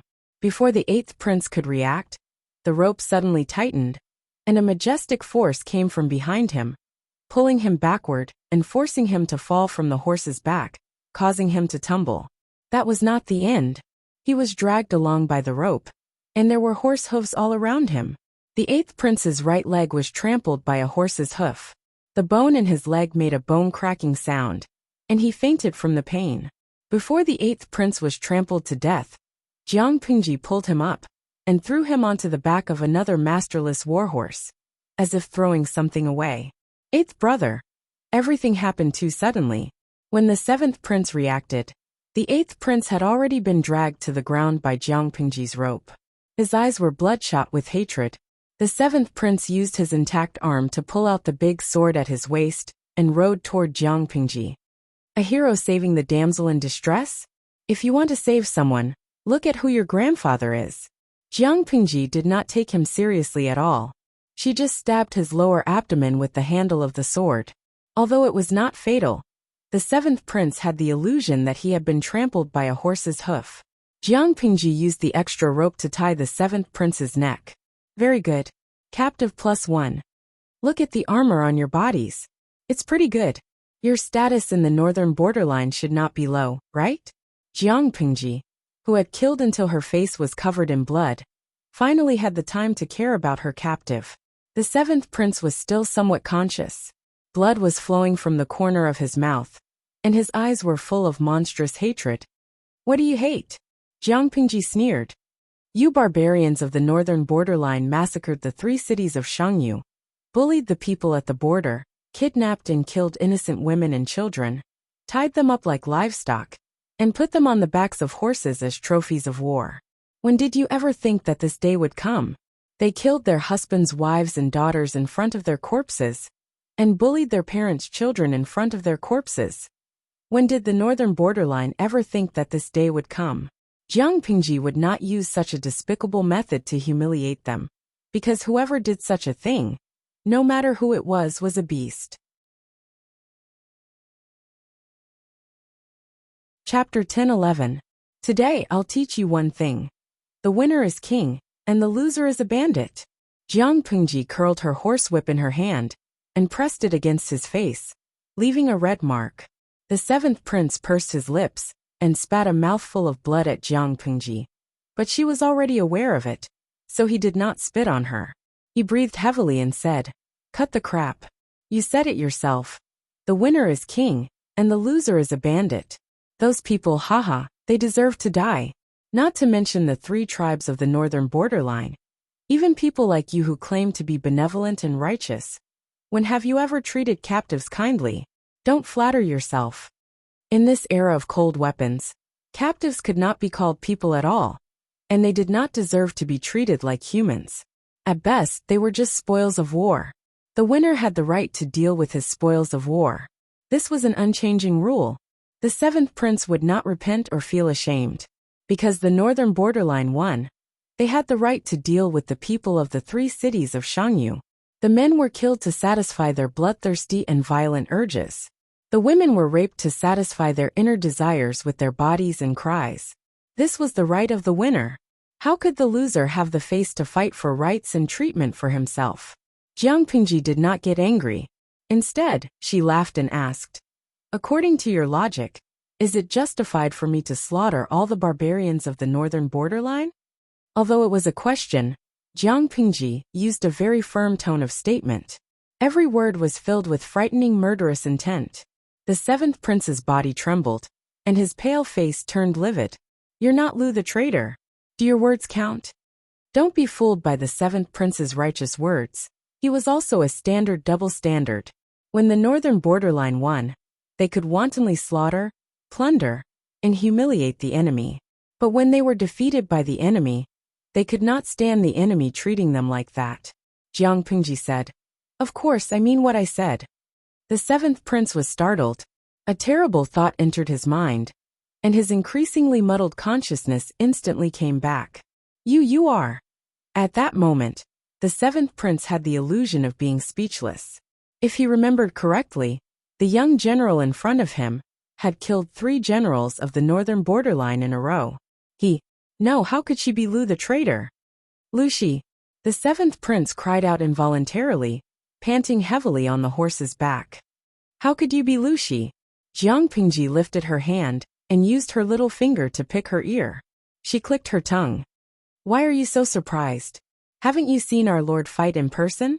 The seventh prince was rendered speechless by her words, and his heart was filled with regret. If they had known that she was Lu Shi, they would have used all sorts of methods to kill her. The seventh prince had forgotten that their acting king had given the order to let off the arrows. What was the result? In the end, not a single hair on Jiang Pingji's body was harmed. How shameful! The seventh prince was drenched in cold sweat as he recalled the conversation between the 2 of them just now. The shouts of killing around him shook the heavens, giving him great psychological pressure.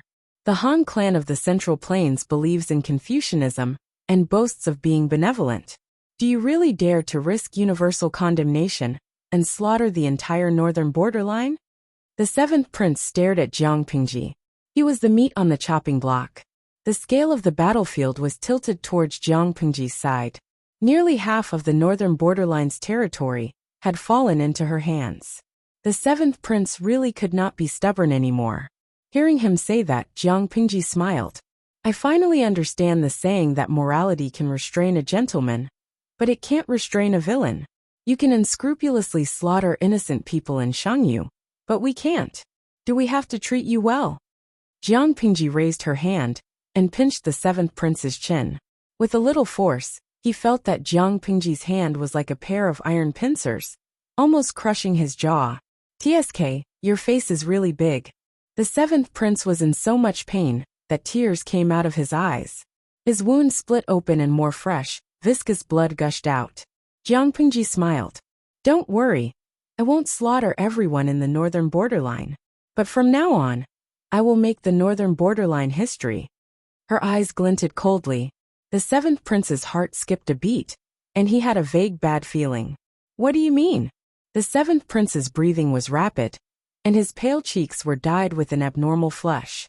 When the people of the northern borderline don't speak the barbarian language, don't know the barbarian language, and even forget where their ancestors came from, this should be considered the extinction of their clan, right? Jiang Pingji smiled like a flower, but in the eyes of the seventh prince, she was as fierce as a Rakshasa. Unfortunately, you won't be able to see it. The seventh prince was so angry that blood rushed to his brain, and he fainted. Jiang Pingji sneered in disdain. She lifted her machete and leaped onto Little White's back. She pulled the reins. Little White, let's go. More than 10,000 cavalrymen from the northern borderline were pinned down by Jiang Pingji's army on the left and right, unable to return to defend. On the other hand, the elites of the main force were thrown into disarray by the 3,000 heavy cavalry. The soldiers howled in pain, and the formation of the army was in a mess. When Fu Wang saw this, he decisively ordered the entire army to attack. The elites of the middle army followed behind the heavy cavalry and charged towards the enemy's main force, harvesting the enemy's heads. Kill them. Who told you to hide behind them? The situation changed in the blink of an eye. The sixth prince was so angry that his eyes were bloodshot. The cavalry of the northern borderline had always been successful. How could they fail? The enemy only had 3,000 heavy cavalry. How could they force back their army of more than 100,000? The sixth prince could not accept such a failure, but reality gave him a hard slap in the face. The cavalry of the northern borderline was not always successful. They had kicked an iron plate. Whoever dares to take a step back will be killed without mercy.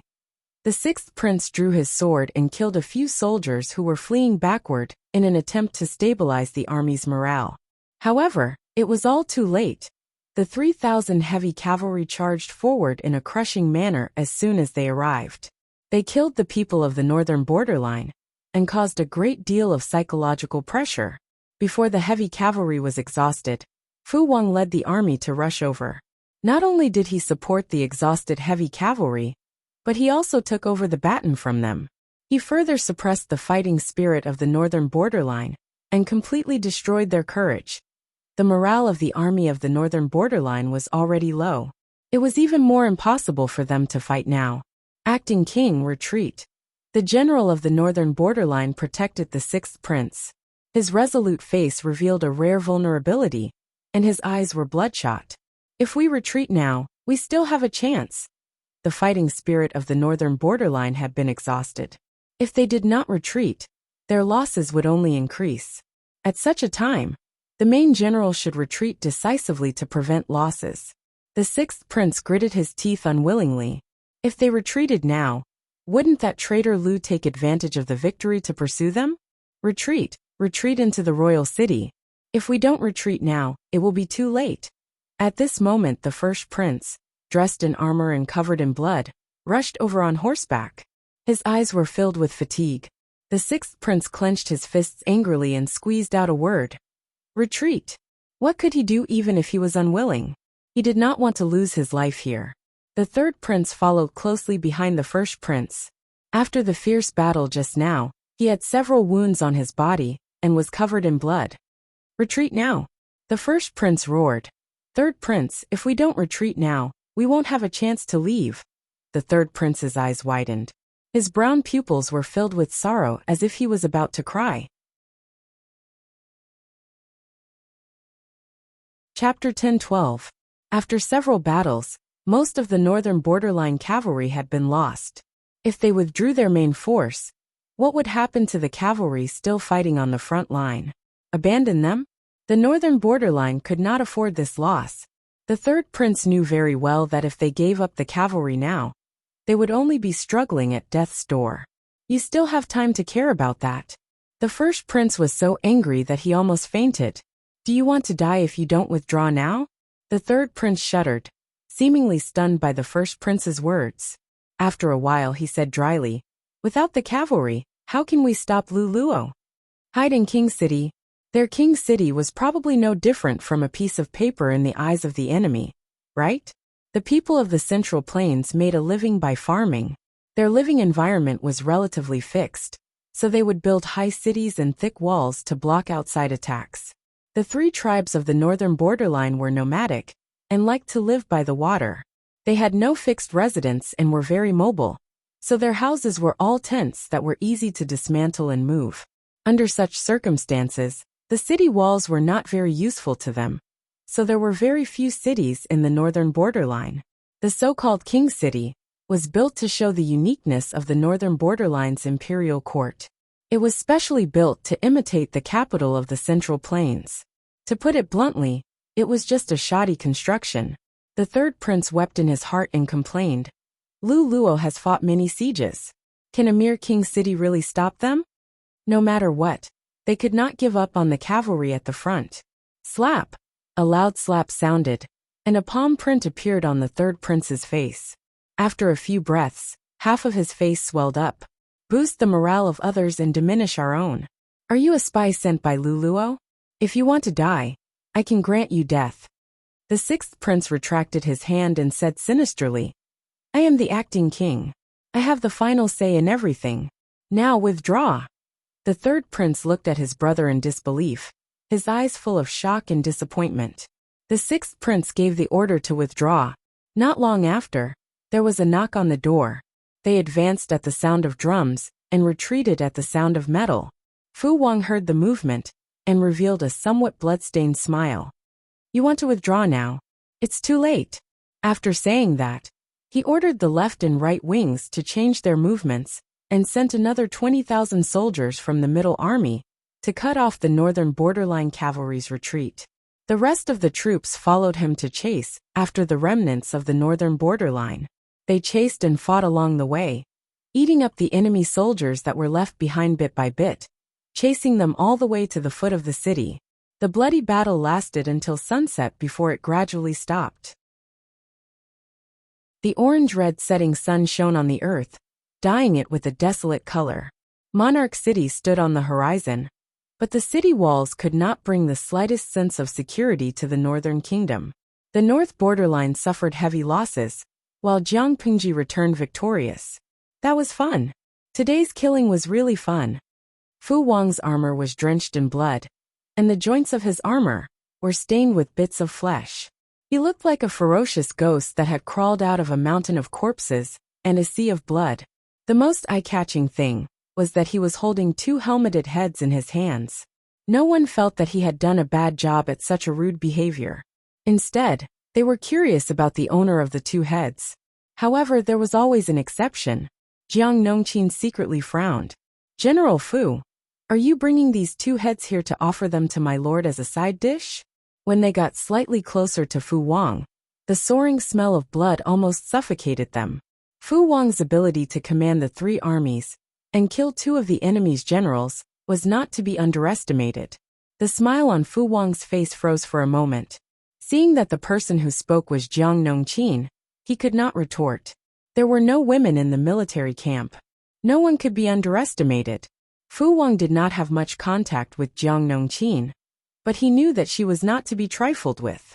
Not to mention anything else, the female camp was in charge of the entire casualty camp. Perhaps one day, his life would be on the line, and he could count on her to save him. "Officer Jiang, what kind of person is the Lord? How could she eat raw meat and drink blood like the barbarians?" Jiang Nongqin said coldly. "If that's the case, the general should find a box to put it in, so as not to disturb the Lord." Fu Wang was speechless. Li Yun heard the conversation between the two. Seeing that Jiang Nongqin had left, he said, "She cares a lot about the Lord. General, don't take it to heart." Fu Wang glanced at Li Yun with a hidden bitterness in his eyes, making him feel baffled. "I understand. Is the Lord the most important?" It was just a few words, but the sourness was enough to make a person fall down. Fu Wang was not angry at Jiang Nongqin. He was just touched by the scene. Huijuan's letters were always addressed to the Lord. Most of them were to report that she was safe or to send her regards. Occasionally, she would also share the growth of the twins. Fu Wang even saw that there were 2 children's ink footprints on the letters. She would only mention his name in 3 to 5 letters. He was jealous and envious. He did not dare to hate. Hui Jun was like this. Jiang Nongqin was the same. And the other female soldiers in the female camp also worshipped the Lord like a god. Tisk, it's useless to like her. Just give up. The Lord is a woman. Fu Wang muttered softly. He ordered someone to prepare 2 boxes for him, to place the enemy generals' heads. To the general, the enemy generals' heads were not just heads, but also meritorious deeds and glory. The value of these 2 heads could at least be exchanged for a lifetime of rouge and cosmetics for the precious daughter of Huijuan's family. Beheading the general's head was nothing. The biggest gain from this battle was the annihilation of the remaining cavalry of the north borderline and the capture of a large number of war horses. The undamaged war horses were kept as spoils of war. The seriously injured and disabled ones were kept as reserve rations, and the enemy's war horses that had died in battle were used as food. To be honest, the living conditions of the generals and soldiers were extremely difficult. They had attacked the north borderline for more than half a year, and they could hardly eat meat. Fighting a war was tiring, but the heavy work of dealing with the aftermath was even more tiring. For example, when cleaning up the battlefield, the arrows that were lost had to be retrieved. Most of the swords, spears, swords, and halberds that were lost on the battlefield could be recycled and reused. The clothes and armor on the enemy's corpses could also be reused by sewing and mending them. There were also the heavy goods that the enemy camp did not have time to take away. In addition to these tasks, rescuing the wounded soldiers was an even more urgent matter. Half of the soldiers did not die on the battlefield, but because they did not receive timely treatment after the battle. Jiang Pingji turned off the streaming room and planned to take a bath in the main tent to clean up the blood on her body. Everyone was too busy. Clean hot water was needed for the wounded soldiers, so Jiang Pingji did not bother others. She directly exchanged a large basin of water from the system store and washed up. When she jumped into the bathtub wearing the innermost inner garment, the basin that was originally so clear that the bottom could be seen was instantly dyed red. After changing a few basins of water in a row, she was barely able to wash herself clean. Although the smell of blood still lingered around her body that could not be dispelled, it was much better than before. My lord, Wei Xi requests to see you. Jiang Pingji said. Zixiao, come in. The curtain of the tent was lifted, and Wei Xi came in carrying a heavy food box. He walked around the simple screen and saw Jiang Pingji in a pine green gown. The belt was loosely tied, and her long wet black hair was casually draped over her shoulders. Her face had a natural blush that was unique after a bath. Her dark eyes were bright and full of spirit. No one dared to look at her directly for fear of profaning her. Chapter 10:13. Wei Xi understood her. Once she was busy, she would not treat herself as a human. She would not eat unless someone reminded her. He could do whatever he wanted when he was young, but when he got older, his spleen and stomach would suffer. Reminded by him, Jiang Pingji raised her hand to rub her stomach. She had not eaten for a few meals and was so hungry that she could not feel it. If Zixiao didn't mention it, I would have forgotten about it. Wei Xi could not help but laugh. He pulled the food table over and opened the food box. A rich aroma assailed his nostrils. The conditions of the barracks were poor, and there were few fruits and vegetables in the north. The soldiers either ate dried rations or marinated jerky, which tasted terrible. There were quite a lot of spoils of war today. Wei Xi asked the cooks to leave him a few pieces of good meat, with an appropriate amount of fat and lean meat, as well as some mountain-dried goods that he had plundered. Jiang Pingji watched as Wei Xi took out the food from the food box. Smelling the aroma of the food, her stomach started to rumble. The chef doesn't have such good skills. Could it be that Zixiao specially made it for me? The chef only knew how to cook in large pots of rice and dishes. He could only ensure that the food was clean, and did not care about the taste. Sometimes, the food was half-cooked, and the soldiers could only bite the bullet and eat it. The food that Wei Xi brought out was different. Disregarding the taste, just looking at the color and smelling the aroma, was enough to make one's thumb twitch. Other than the Lord, I have never cooked for anyone else. Eat it while it's hot. Wei Si filled her bowl with rice and fetched a pair of bamboo chopsticks. I haven't cooked for a long time. I don't know if my skills have gotten rusty. If you don't like it, I'll get someone to prepare another serving. Jiang Pingji took the bowl and chopsticks. She looked up at Wei Si as she ate the rice. Why is my lord looking at Si like that? Wei Si scooped a bowl of mushroom soup for her to eat. It's not good to always eat meat. It's easy to get sick of it. Jiang Pingji smiled and said, a feast for the eyes. I can only eat when I look at Zixiao. Wei Si could not stop smiling bitterly. Even though the knot in his heart had been resolved, his lord's seductive methods always caught him off guard. I didn't expect that I would be of such use, Wei Si continued readily. In that case, my lord, please eat a few more bowls. Although that was what he said, in his heart he thought, what a glib tongue. If his face was so good at eating, why didn't His Majesty eat on time in the past? Why did he have to coax His Majesty with good words? Now that he recalled it, Wei Si came up with an absurd conjecture. Could it be that Her Majesty didn't have a bad appetite and just wanted him to coax her? If Zixiao eats with me, I can eat with more relish. Si has already eaten. Wei Si smiled and refilled her bowl. His gaze was as gentle as water. Jiang Pingji finished the food prepared by Wei Si without wasting a grain of rice or a drop of soup. Her plate was brighter than her face. With Zixiao's craftsmanship, he should be able to get married. Wei Si said, no hurry, there are still a few more years. Jiang Pingji looked at Wei Si's lips and subconsciously licked her dry lips. Zixiao, did you prepare dessert? Wei Si was stunned. Although his lord was not a picky eater, she did not like food that was overly sweet and rarely touched desserts. Not yet. Without waiting for him to finish speaking, he saw her right hand move as fast as lightning and pressed the back of his neck to her. The two of them directly fell onto the table. Although Jiang Pingji had a lot of theoretical knowledge, when it came to real combat, she seemed to only know how to gnaw. After a while, Wei Si left the main tent with the empty food box. His originally pale lips were as red as fire, as if they could drip blood.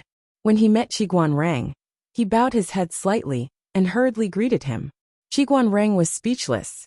Qiguan Rang happened to have something to discuss with Jiang Pingji.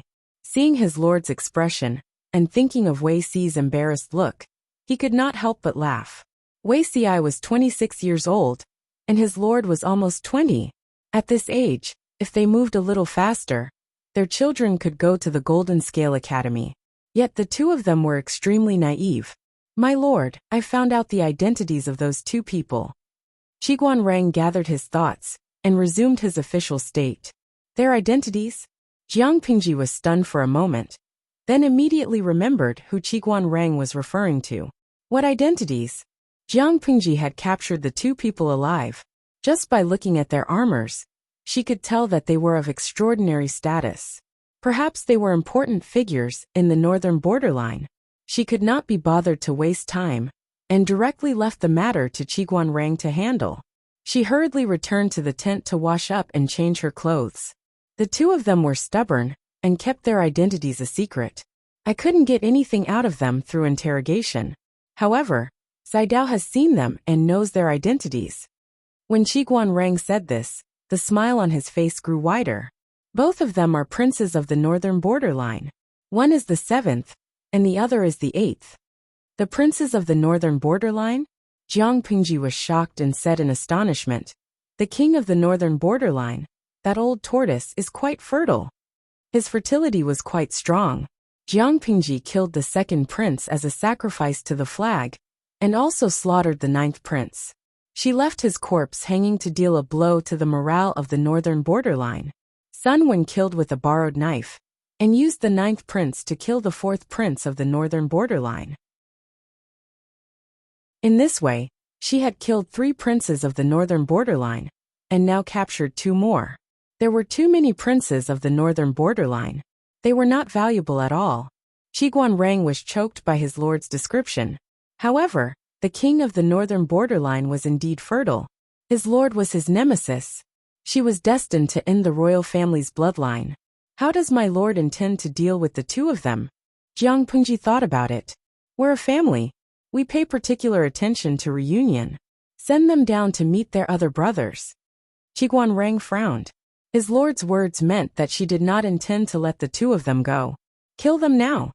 If we kill them now, won't it be too easy for the northern borderline? Jiang Pengji thought about it and came up with an idea. She said, strip them naked, tie them up, and hang them on the arrow tower. I remember that the second prince of the northern borderline was also treated like this. They are all brothers. We can't be biased. She then added, by the way, before we do this, Wenjing, draft a letter and tell the royal court of the northern borderline that if they want to exchange for the two of them, they only need to tie up the royal family and surrender. If they are unwilling, then they can open their eyes and watch. If it was any other time, she could use the captives to exchange for benefits. But Jiang Pengji did not intend to let the northern borderline go.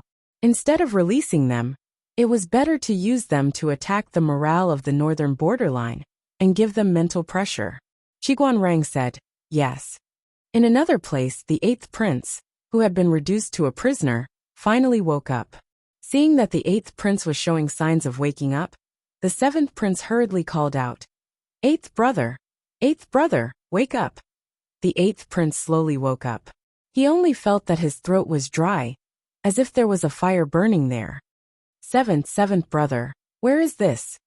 The eighth prince moved his body and found that his hands were tightly tied with ropes. A sharp pain came from his lower limbs.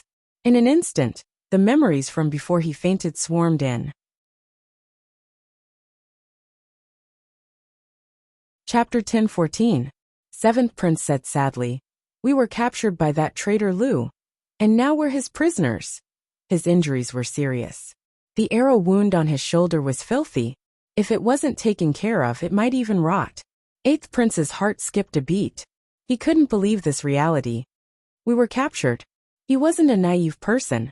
If he fell into the enemy's hands, he could imagine what would happen to him. Seventh prince nodded heavily. Yes, if that's the case. Eighth prince hurriedly asked, is there any movement from the imperial court? He and seventh prince were both princes of the imperial court. They represented the face and dignity of the imperial court. If they were humiliated, the imperial court would lose face as well. The imperial court wouldn't allow the enemy to humiliate them. They would definitely send someone to negotiate with that traitor Lu, and negotiate terms for the two of them. The seventh prince knew what the eighth prince was thinking. After a while, he shook his head slowly and rejected the eighth prince's hopes. He said sadly, Lu Boy has no intention of seeing us. The imperial court is controlled by the sixth prince. He can't wait for us to die. Why would he send someone to redeem us? Seventh prince had been supporting eighth prince for free. Eighth prince was a strong contender to replace the king. The two of them were sixth prince's biggest problem. Why would he give up his interests in exchange for them? Little did he know that the imperial court was in an uproar. Sixth prince hadn't slept for 2 days. He was afraid that if he closed his eyes, the enemy would break into the imperial court. He hadn't slept for a long time. His nerves were extremely fragile. The officials below him were still chattering, making his head hurt. So noisy. Apart from arguing, is there anyone who can help me? The sixth prince's emotional outburst and his angry voice silenced the officials for a moment, not daring to make a sound. You, stand up and say it. Sixth prince pointed at a random official. If you can't give me a good explanation, I'll take your life. The officials were silent. No one dared to stand up. Only sixth prince's father-in-law dared to stand up. He was in the pro-war faction. His only son, Hakai, had died on the battlefield. He wanted to avenge his son. Sixth prince felt a bit guilty facing his father-in-law. He suppressed his violent emotions and listened to him patiently. Father-in-law's entire speech only had one main point: war. As for strategies, he didn't mention anything. He was a brute with muscles in his head. Fight. Fight with what? Use your head to fight Thief Lu. They had already been cornered by Thief Lu into King City. They were as cowardly as tortoises with low morale. There was no way they could win. The sixth prince resisted the urge to vomit blood in his heart. On the surface, he still had to calm his father-in-law. He still needed to rely on this father-in-law. reporting to the acting king.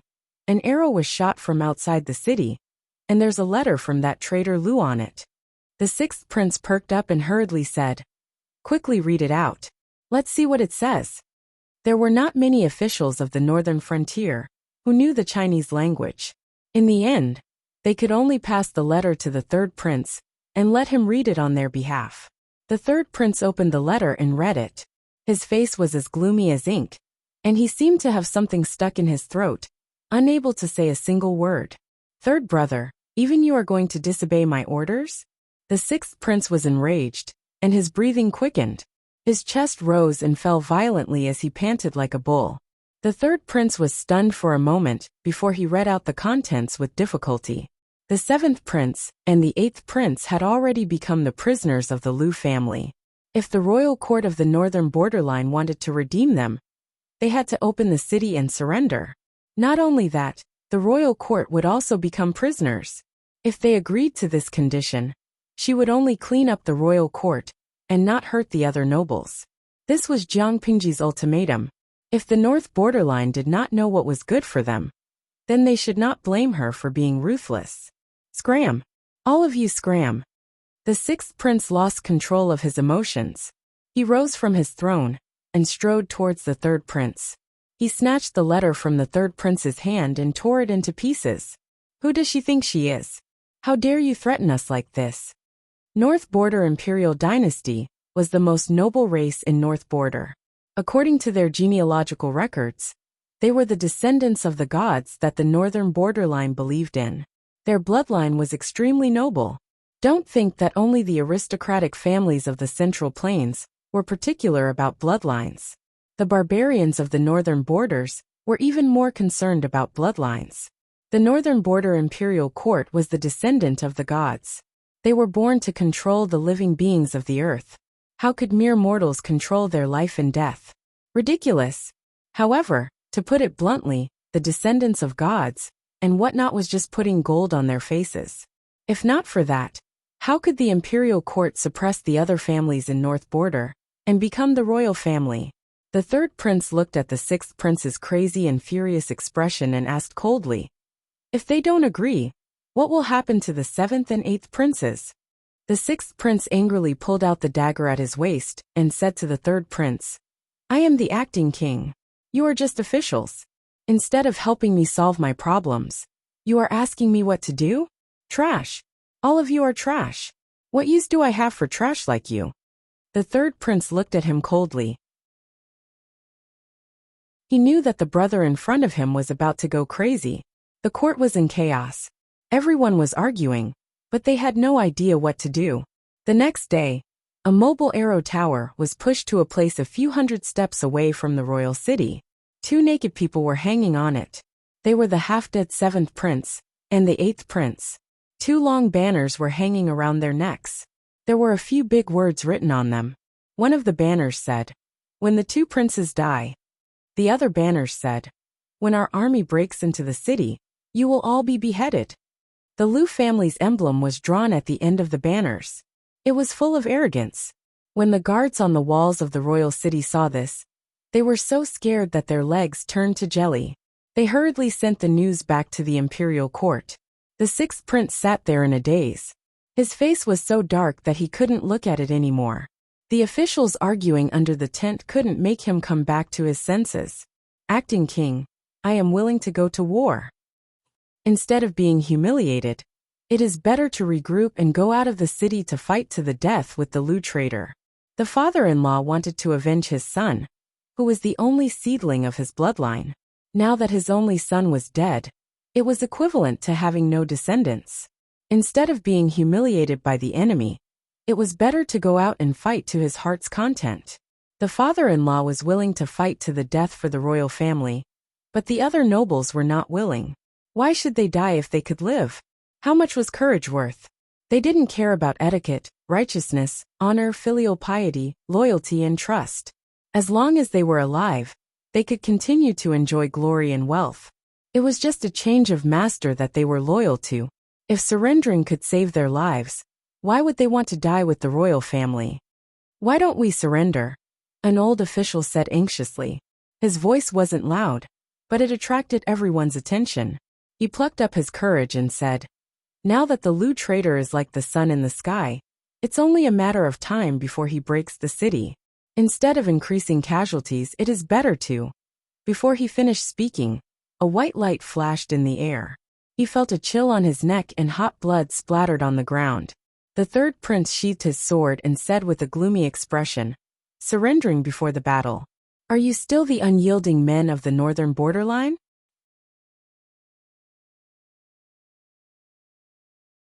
Chapter 10:15. The third prince's words made all the officials blush. They were not ashamed but angry. If they surrendered, they would at least have a way to live. This was called a wise man submits to circumstances. How could it be called having no backbone? But no one dared to say so, lest the third prince suddenly kill them. After the court was dismissed, the officials left in twos and threes. Everyone's expression was not very good. The royal family wanted them to die with them. How could their expressions be good? The sky gradually darkened. The originally bustling royal city was now lonely and cold, filled with a somber atmosphere. The temperature difference between day and night in the northern kingdom was relatively large. The sun was scorching during the day, and the moonlight was as cold as ice at night. The seventh prince and the eighth prince were both injured, and they were tied up violently and hung on the tall archer tower. Not to mention their serious injuries, the enemy didn't even give them water to drink or food to eat. Even if their bodies were made of iron, they wouldn't be able to withstand it, let alone the two of them, who had been pampered for more than 20 years. The eighth prince weakly called out, "Seventh brother, are you still awake?" He had been unconscious for most of the day. Now his head was very heavy, his body was hot and cold, and the scene in front of him was bright and dark. The seventh prince hung in midair with his head down, and did not respond at all. But his body was still warm, so he should not be dead. The eighth prince was very sad. He was hung in midair, and could faintly see the inside of Royal City through the high wall. Not long ago, he was still a galloping, high-spirited prince of the northern kingdom, but now he was a prisoner of the enemy. His body was tied up and hung in public. It was a great humiliation. When he was young, he often imagined his future. In the blueprint he described, he would always be a person of high status. When did he ever think of becoming a prisoner? If it was any other time, he would have tried to commit suicide after suffering such humiliation. How could he live in this world? But both he and the seventh prince knew the contents of the long note hanging around their necks, and knew that they were related to the day that Thief Lu would attack the city. As long as they lived a little longer, maybe the officials of Royal City could come up with a strategy to deal with the enemy? Maybe they still had a chance to live? The eighth prince knew that the possibility was very slim, but it was better than no hope. Whether it was him or the seventh brother, they had to work hard to survive, and must not let the enemy have his way. Thus, the eighth prince tried to call out to the seventh prince while he was still conscious, until the seventh prince woke up. They could not sleep because they might not be able to wake up again. During the long night, the two of them were so cold that their bodies turned blue. When the sun rose and the warm sunlight sprinkled on their bodies, they were almost moved to tears. Was it cruel? Compared to the evil deeds they had committed, Jiang Pengji was very merciful. She did not treat the two of them as pets, and let them fight with wild beasts. She did not let the two of them have sex with wild beasts and take pleasure in it. She also did not let people humiliate their wives and daughters in front of them, and amuse them by listening to their painful cries. She had done nothing, but they had done everything. The northern borderline plundered and captured countless people at the border, men and women. Which one of them had a good ending? The seventh prince ran a trading company, and had sold countless Han women. When those women fell into the hands of the slave trading company, how could they be innocent and not be humiliated? There were too many violent and perverted nobles in the northern borderline. How could the number of Han female slaves who were played to death every day be few? The status of women in the northern borderline was indeed high, but it was only limited to the barbarian women of the northern borderline. The Han women were inferior to dogs. The seventh prince was an executioner, but the eighth prince was not innocent. One year, the seventh prince was seriously ill and could not recover. The doctor in the northern borderline said that to cure the illness, he had to remove the cornel from the chests of 10 clean young girls and boil them until they became fragrant minced meat. Then, with the medicine prescribed by the doctor, he would recover after taking it for 10 days. Therefore, the 8th prince spent a lot of money to buy 100 young girls from the trading company. The oldest was no more than 15, and the youngest was no more than 7 or 8 years old. According to the doctor's instructions, the 7th prince recovered after taking it for 10 days. After knowing what the 8th prince had done for him, the 7th prince not only did not feel that it was cruel, but he was grateful for the brotherly love. Compared to what they had done, was it cruel for Jiang Pingji to hang them in the air to dry? Are they dead? Jiang Pingji had a good sleep. The next day, she was refreshed, not at all like she had been fighting on the battlefield for a whole day. The civil and military officials looked at her with jealousy. Their lord was full of energy, and her physical strength was beyond that of a normal person. Sunwon sneered and replied, "They're still breathing. They're lucky to be hanging like this." The war in the northern borderline had been going on for long enough. He had not seen his grandson Lan Lan for more than half a year. Jiang Pingji pointed at the table and asked Sunwon, "Wait for 2 more days. Let the generals and soldiers rest well." Sunwon asked with a smile, "What if the northern borderline surrenders?"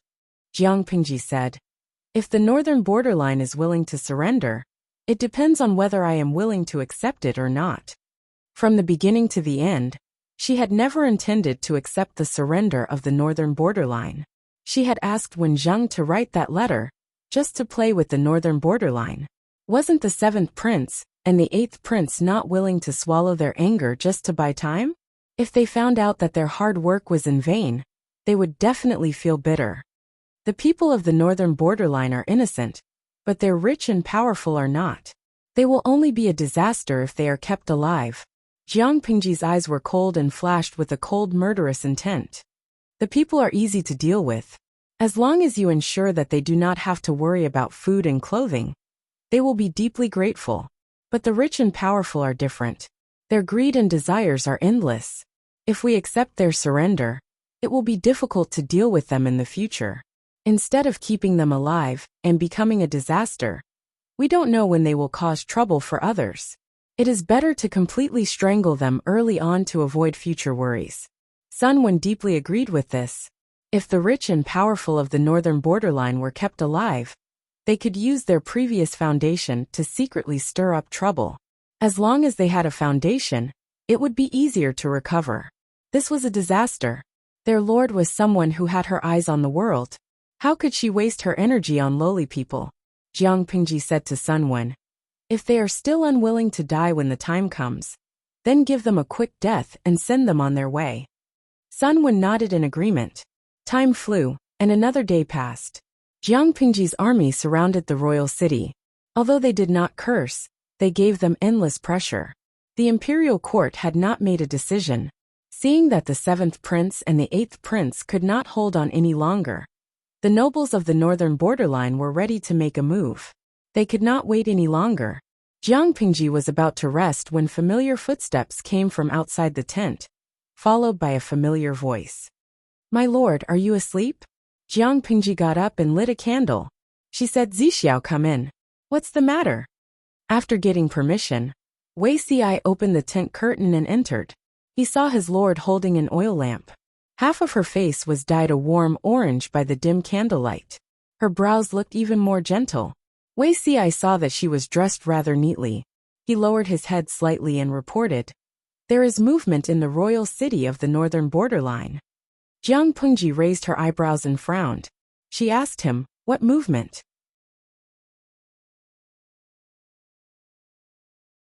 Chapter 10:16. The confidant of the right chief minister of the northern borderline? Jiang Pingji thought for a moment and said, "Sneaking down the city wall in the middle of the night. It seems that the right chief minister is quite tactful." "A wise man submits to circumstances," Wei Ci said. "Whether he is a wise man or not, it's up to me to decide." Jiang Pingji's eyes flashed with coldness. She smiled and said, "I'll go take a look at this person." Jiang Pingji sat on the seat of honor. The candle in the tent was lit, and barely illuminated half of the space. A person was kneeling below. His upper body was almost touching the ground. Jiang Pingji pouted when she saw his trembling appearance. I don't want to know your name. You just need to tell me why you're here. Jiang Pingji pulled over a chair and leaned half of her body against it. She looked lazy and sleepy. It's getting late. It's not good for your health if you sleep too late. The person choked, and his expression was slightly distorted. He said, I am the confidant of the Right Chief Minister Suhasa. Today, I'm here to surrender under the Right Chief Minister's order. Surrender? Jiang Pingji sneered. She said, although I don't know who Suhasa is, since he's the Right Chief Minister, he must be one of the most powerful people in the northern borderline. I have a question. Your Right Chief Minister has been receiving the salary of the northern borderline for so many years. Now that the northern borderline is facing a disaster, he betrays and surrenders just like that. It's hard to not be suspicious. The person said, the Right Chief Minister said that there's a widespread saying in the Central Plains. A good bird chooses a tree to nest in. A virtuous minister chooses a master to serve. The northern borderline's tyranny is harsh and makes the people have no way to live. It's obvious that he's not a wise ruler. The Right Chief Minister can't bear to help the evildoer. Jiang Pingji smiled and praised him. Your Right Chief Minister is quite knowledgeable about Han culture. What he said is good. The person was delighted and quickly said, Magistrate Liu, you're too kind. Jiang Pingji changed her posture and tried to make herself more comfortable. It's not impossible to surrender. But how do I know that your Right Chief Minister is sincere? Jiang Pingji sneered and said mercilessly, not long ago, the northern borderline ordered a tribe to pretend to surrender. If it wasn't for my wise strategist who saw through the northern borderline's plot, I might have been the one to return and defeat. It's fine if you want to surrender, but you need to show some sincerity. Without sincerity, could it still be considered as defecting? The man was overjoyed and quickly took out a tightly wrapped piece of parchment from his lapel. This is the topographic map of Royal City. I present it to Governor Liu. A look of joy appeared on the man's face as he said, the Right Minister is already fully prepared. As long as you accept our surrender, the Right Minister will coordinate with you from the inside and the outside. We will take the opportunity to open the gates of King City and welcome the army into the city. Jiang Pingji raised her eyebrows and asked the man, really? Absolutely. At the same time, the Right Minister was anxiously waiting for news at home, like an ant on a hot pan. His trusted aide had been gone for 4 hours. Why hadn't there been any news yet? Right Minister, who are you waiting for? Footsteps could be heard from outside the tent. Torches were lit up, and a familiar voice was heard. Right Prime Minister Suhasa felt a chill in his heart, and quickly turned his head to look. The person who came was the haggard-looking third prince, and there were many people following behind him. He recalled the question asked by the third prince and was shocked. He quickly said, Your Highness, I'm not waiting for anyone. The third prince sat boldly on the seat of honor. The corners of his mouth curled into a sinister smile. He stared at the Right Minister, as if he was looking at a dead man. You're not waiting for anyone? The third prince said pointedly. I was patrolling the streets just now and caught a trusted aide who claimed to be the Right Minister. He even hid the topographic map of King City. I was shocked. The Right Minister was loyal to the northern borderline. How could he betray the enemy? I was too angry, so I ordered people to interrogate him. That person didn't live up to expectations and died. To prevent the Right Minister's reputation from being tarnished, I specially brought people over to question him. If that person framed me, I can clear the Right Minister's name, so that no one can use this to attack the Right Minister. After the third prince said this, the Right Minister's plump body could not help but tremble slightly. His front and back were covered in sticky sweat. He said decisively, I was born a man of the northern borderline, and I will die a ghost of the northern borderline. My loyalty can be seen by the heavens. What trusted aide who had the topographic map of King City? Someone must be jealous of me and deliberately framed me. The third prince is wise and won't be deceived by vile people. The third prince's lips curled up slightly. He said, The Right Minister is also an old man of 2 dynasties. You are my father's right-hand man. I naturally trust you. The right minister nodded repeatedly, fully demonstrating what servile meant. The third prince sneered in his heart. That old man. The third prince made up his mind and continued. Although the right minister was slandered, he is not completely innocent. In the future, you have to restrain your subordinates and don't let others take advantage of the loopholes. I have already killed that trusted aide and sent someone to bring this topographic map to Lu Buwei. The right minister opened his eyes wide in shock. It seemed that he did not hear what the third prince said. The dagger is revealed, the third prince said in a voice that only the two of them could hear. Whether it is success or failure, it all depends on today. As long as Jiang Pingji died, no, even if she was only seriously injured, the northern borderline could take the opportunity to catch their breath. The right minister's mouth was dry. He was so scared that he broke out in a cold sweat. He looked at the third prince with respect and fear. The third prince left the right minister's residence, but his expression did not relax. Instead, it was so serious that it could drip water. The sixth prince was the acting king, but he was useless. He did not have the ability to suppress the officials. The hearts of the people in the court were wavering. Many people already had the idea of surrendering. They would make their move in a day or two. The third prince simply brought people to wait for them. Sure enough, they caught many of them. Master, is the northern borderline really doomed? The third prince was filled with unwillingness. I don't believe it. Because of his unwillingness, he used the trick of sending his trusted aide to pretend to be the right minister's aide and take the opportunity to assassinate Lu Shi. If he succeeded, once Lu Shi was dead, the enemy would definitely retreat. The northern borderline would still have room to counterattack. If he failed, Lu Shi had learned his lesson. Let's see if he still dared to accept the nobles from the northern borderline who surrendered. Maybe they would be killed as soon as the messenger expressed his intentions. These nobles enjoyed the benefits given by the royal family. Now that disaster was upon them, they wanted to fly away alone? In their dreams, if the northern borderline was doomed, the royal family was destined to be destroyed. These people would be buried with the royal family. Crazy thoughts occupied his mind. The third prince looked calm on the surface, but his heart was already crazy. Outside the royal city, in Jiang Pingji's camp. Hand over the item. If it's true, your right minister will be rewarded handsomely.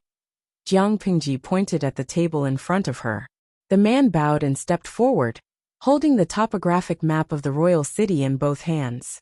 The man was less than 5 steps away from Jiang Pingji. She suddenly asked, "Oh right, your right minister is so knowledgeable. Has he heard of a word in the Han family?" "What word?"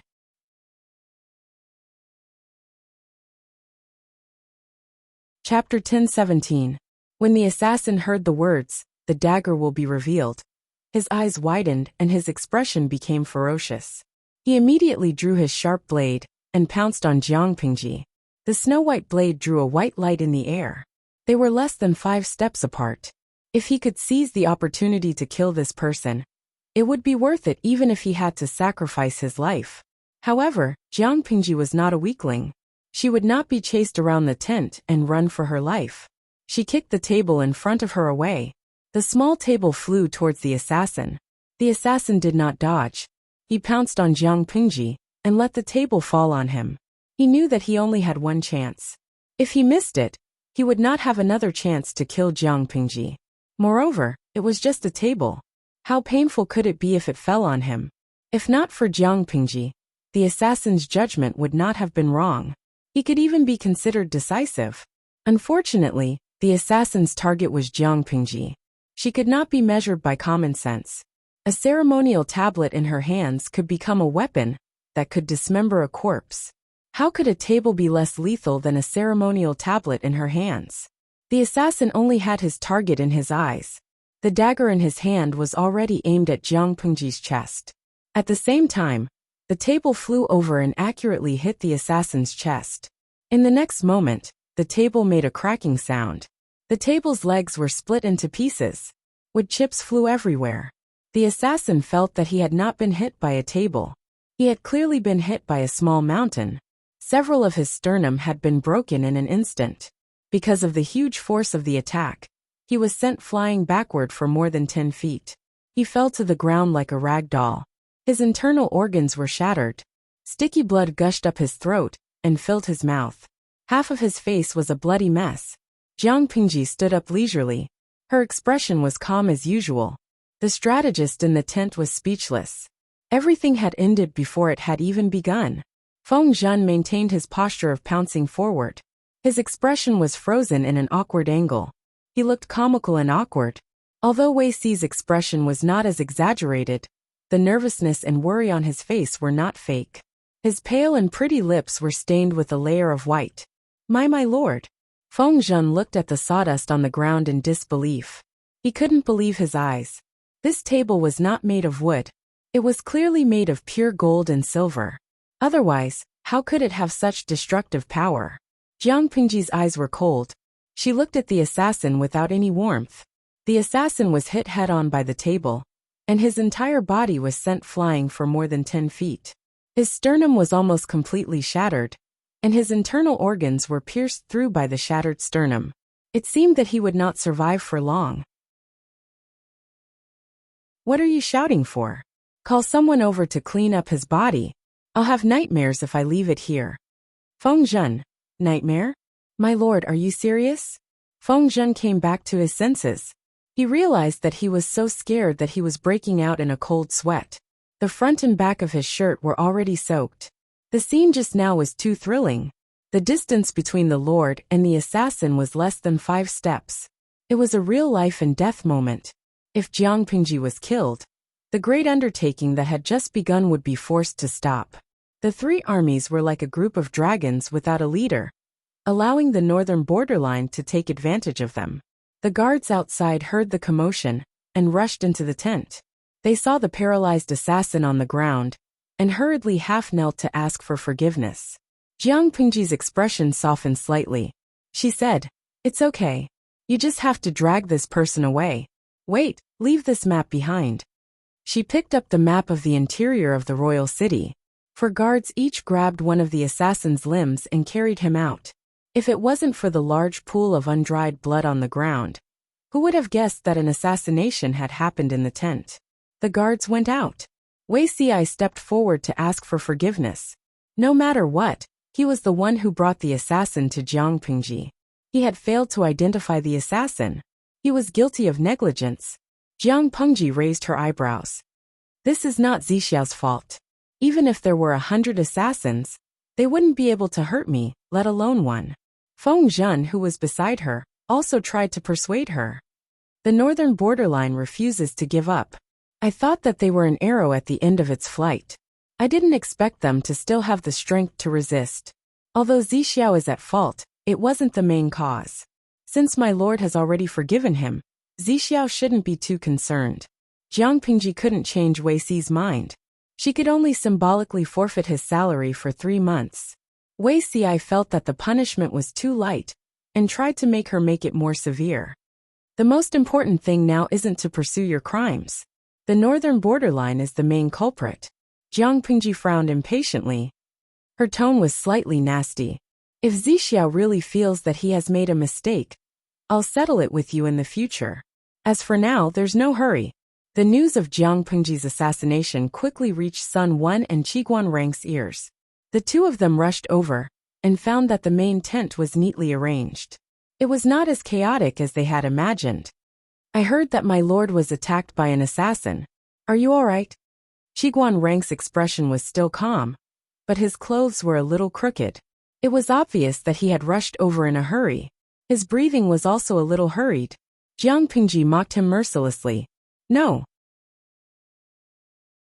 If assassins are all at this level, it'd be strange if they could hurt me.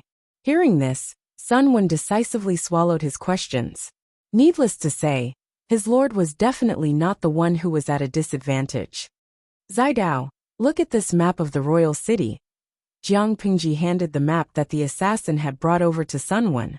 Sun Wan took a few glances at it and could roughly determine its authenticity. I'm at least 80% sure that the map is real. In order to assassinate my lord, the northern borderline has put in a lot of effort. They actually used a real map as bait. Sun Wan mumbled. Jiang Pingji responded with a cold smile. What do you mean by putting in a lot of effort? If that's the case, the right chief minister is really pitiful. Sun Wen frowned. The assassin used the right chief minister of the northern borderline as an excuse? The northern borderline had always looked down on the Han family of the Central Plains. They were very hostile toward them. The right chief minister of the northern borderline was a typical example. I forgot to mention that the left chief minister of the northern borderline was Wu Liba.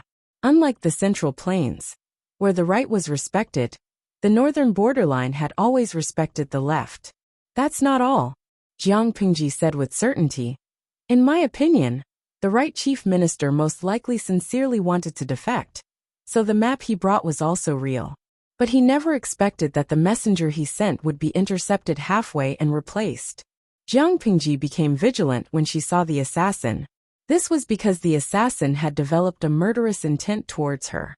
If it was someone who truly defected, that person might have evil intentions, but he would never dare to have murderous intent. Jiang Pingji also discovered that the assassin's clothes did not fit him very well. They looked wrinkled and wrinkled. Others would think that they were wrinkled from squatting, so they looked messy. However, Jiang Pingji had a good grasp of the measurements. She knew in her heart whether the clothes were not neatly dressed or not fitting. The assassin's clothes were very likely not his own.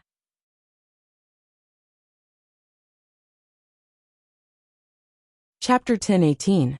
Jiang Pingji praised the right minister for his knowledge of Han culture. The assassin said compliments from the magistrate of Liuzhou, but his eyes showed some disdain. This disdain was not directed at Jiang Pingji, but at the right minister. According to her speculation, the real messenger should have been intercepted and killed, because the assassin and the messenger were similar in size. And to be safe, the assassin wore the messenger's clothes, carried the real blueprint, and went to the capital in a bamboo basket. He disguised himself as the messenger and tried to assassinate Jiang Pingji. She did not suspect much about the real master of the assassin. Jiang Pingji briefly explained her speculation. Sun Wen pondered for a while, and already had a suspect in his heart. It's probably the third prince's man, Sun Wen said. The third prince of the northern borderline studied under Wu Liba. This pair of master and disciple are rare smart people in the northern borderline. Because of Wu Liba's influence, the third prince is quite knowledgeable about Han culture. However, he also learned his master's temper. He's stubborn and arrogant, but he's loyal to the northern borderline. There shouldn't be anyone else besides him who could come up with an assassination plan at this juncture. If it wasn't for the Lord's outstanding martial arts, she might have failed miserably. The northern borderline was now an arrow at the end of its flight, and the nobles were fence-sitters. The possibility of them secretly defecting to the enemy was extremely high. She never expected that someone would intercept the messenger and impersonate her to assassinate Jiang Pingji. Whether it's this person or not, I'll put this on his head. Someone had to take the blame for this matter. The third prince was the most suspicious person. If he didn't take the blame, who would? I have to thank him. It just so happens that I have a ready-made excuse to slaughter all the nobles in the northern borderline. As long as there was a good reason, the massacre was not a big deal. Not to mention slaughtering all the nobles in the northern borderline in Guizhou. Even killing more would be justifiable. Other than that, the nobles in the northern borderline were the richest.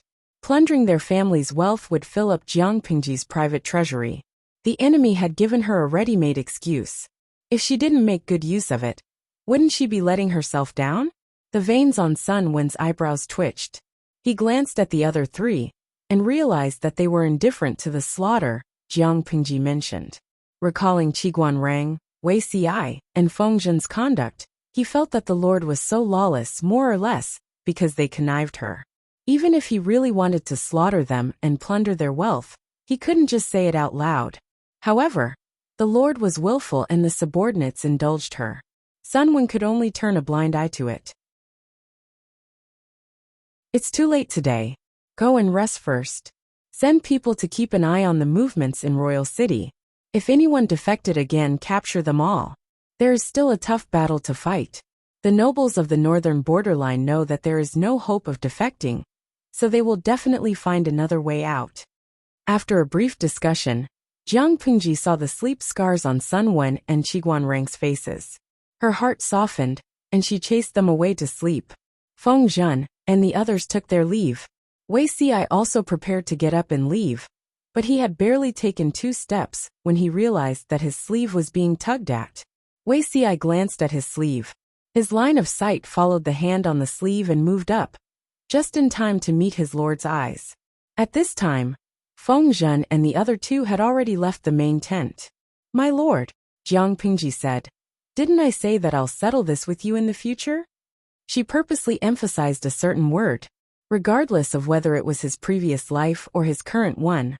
Wei Xi had always been a person of great virtue. He was like a wisp of bright moon and cool breeze. When had he ever come into contact with such vulgar language? Therefore, Wei Xi was stunned for a while before he understood Jiang Pingji's hint. At that moment, he felt all the blood in his body rush to his head. His ears started to hallucinate. "My lord, how can you say such vulgar words?" Wei Xi did not believe that Jiang Pingji would mess around in the military camp. However, he could not just say flowery words, let alone such vulgar words. How could words and actions be the same? Jiang Pingji smiled and teased him. "What vulgar? Is it the end?" Wei Xi was speechless. This was definitely not the His Majesty he knew. However, Wei Xi had forgotten that even the His Majesty in his memory was Feng Zhen's gang of scoundrels. He drank with women and visited brothels. At this moment, Jiang Pingji was just destroying Wei Xi's inner image of a god. She wanted him to know that the god in his heart was also a person. After a while, Wei Xi left the main tent with a conflicted expression and returned to his own tent. Not long after he left, a swift black shadow followed him back to the tent. The patrolling soldiers did not notice it at all. Wei Xi looked at Jiang Pingji and sighed again and again. "My lord, you have to go back once the sky is bright, so as not to cause panic among the people." Wei Xi did not have the ability to sneak out of the main tent without arousing suspicion. But Jiang Pingji could sneak out of Wei Xi's tent without being discovered. It was obvious that there was nothing going on between them, but they still acted like they were having an affair. Wei Xi was also mentally exhausted. Jiang Pingji did not care so much. The weather was still hot. Wei Xi's body temperature was relatively low. It was comfortable to hold him. She had a good night's sleep. The third prince, who was still waiting for news, was in despair. If the assassination was successful, the camp of the traitor Lu would be in chaos. However, after one night, the order of the camp remained the same. It could be seen that the confidant he sent out had failed in the assassination. Rubbing his sore and swollen eyes, the third prince walked with heavy steps to the court with a pair of reddened eyes and a green stubble. Not only did the third prince not sleep for the whole night, but half of the ministers in the court could not sleep either. They looked at the third prince with trepidation. They were afraid that he would spread the news that they had secretly colluded with the enemy. If that happened, they would die in the hands of their own people before Jiang Pingji attacked. What was surprising was that the third prince maintained his silence. He looked at the quarrel in the court coldly, like a wooden man. Many old ministers earnestly persuaded the sixth prince. "Acting prince, in my opinion, we should surrender to the traitor Lu now. At least we can preserve some of our descendants, so that we can make a comeback in the future." The sixth prince was so angry that he laughed. If they surrendered, the royal family of the northern borderline would definitely be slaughtered. The ministers in front of him could turn around and beg for mercy and flatter the traitor Lu. At the very least, they could preserve their glory and wealth. On what basis? On what basis?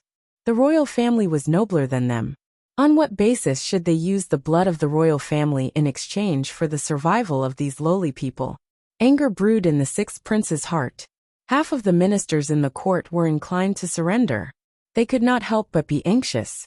The seventh and eighth princes had already reached their limits.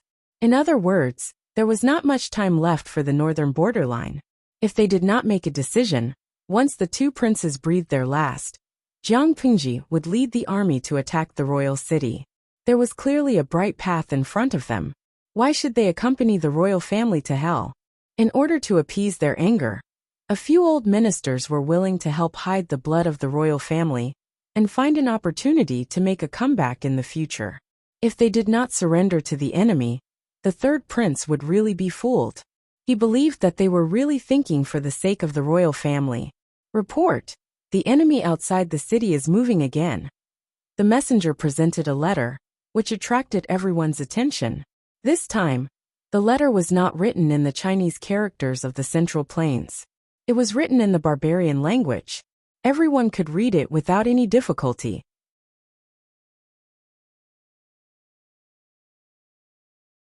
Chapter 10:19. In terms of poison, no one could beat Jiang Pingji. Not only was her mouth poisonous, but her ability to invert right and wrong was something that others could only look up to. It was the third prince who intercepted the right chief minister's trusted aide and took the opportunity to assassinate her. She made it sound like the right chief minister and the third prince had sent their own messengers.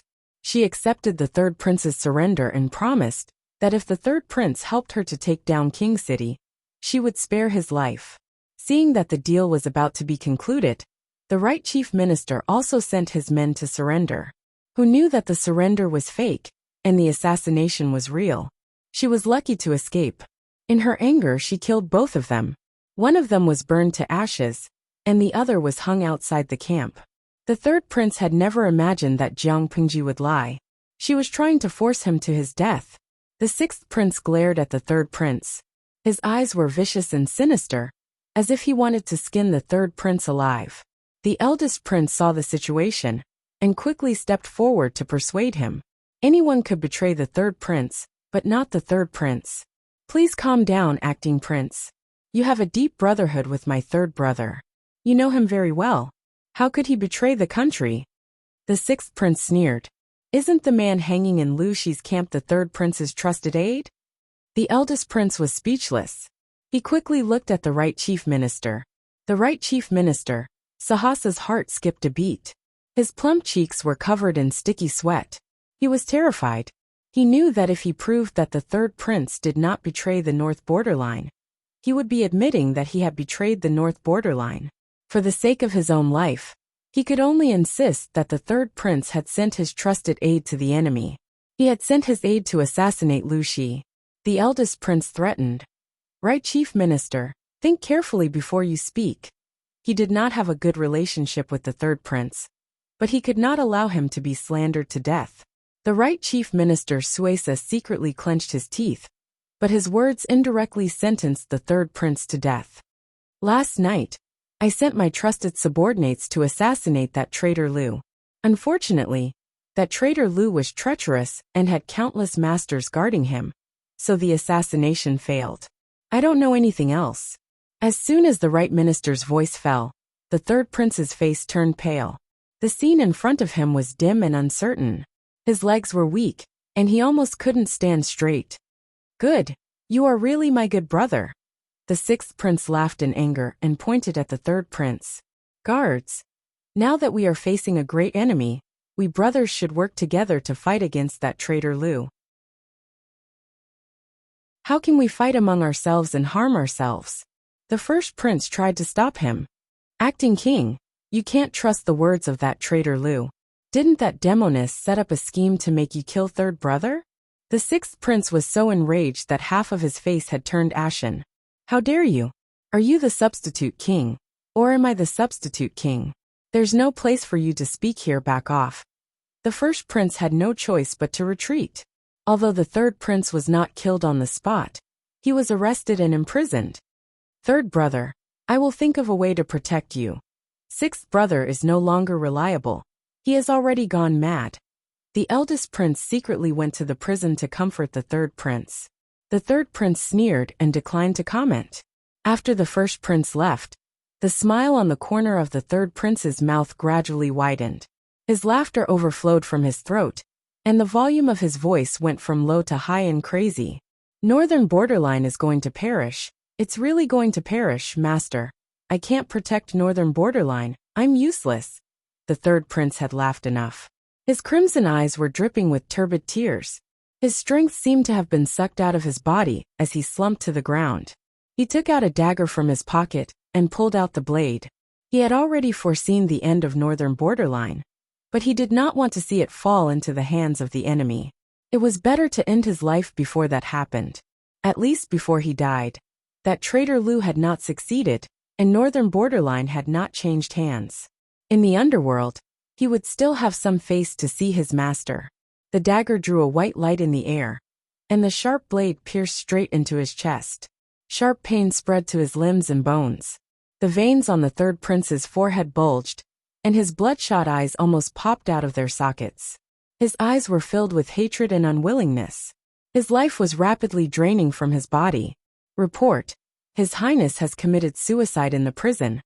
The first prince heard the news and was so shocked that his mind went blank. Third brother committed suicide?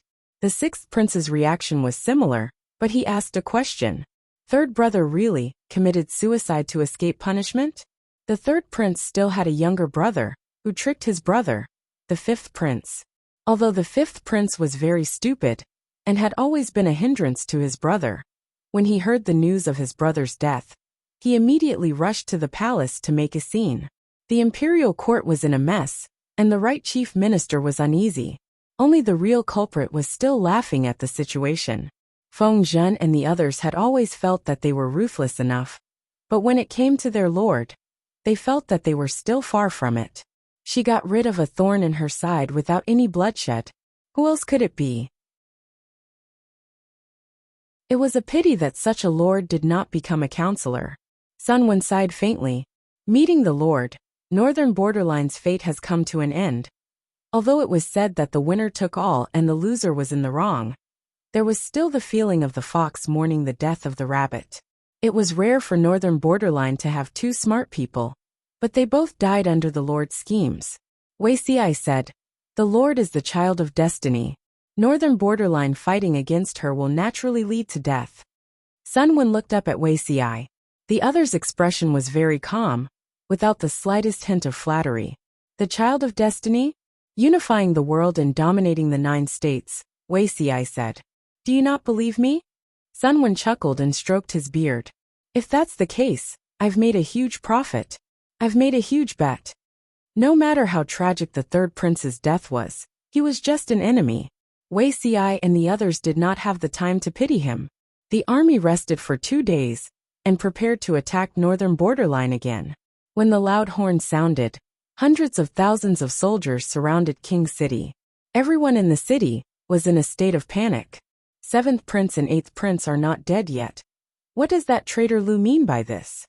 6th prince, who had a pair of thick dark circles under his eyes, questioned the officials in an irritable manner.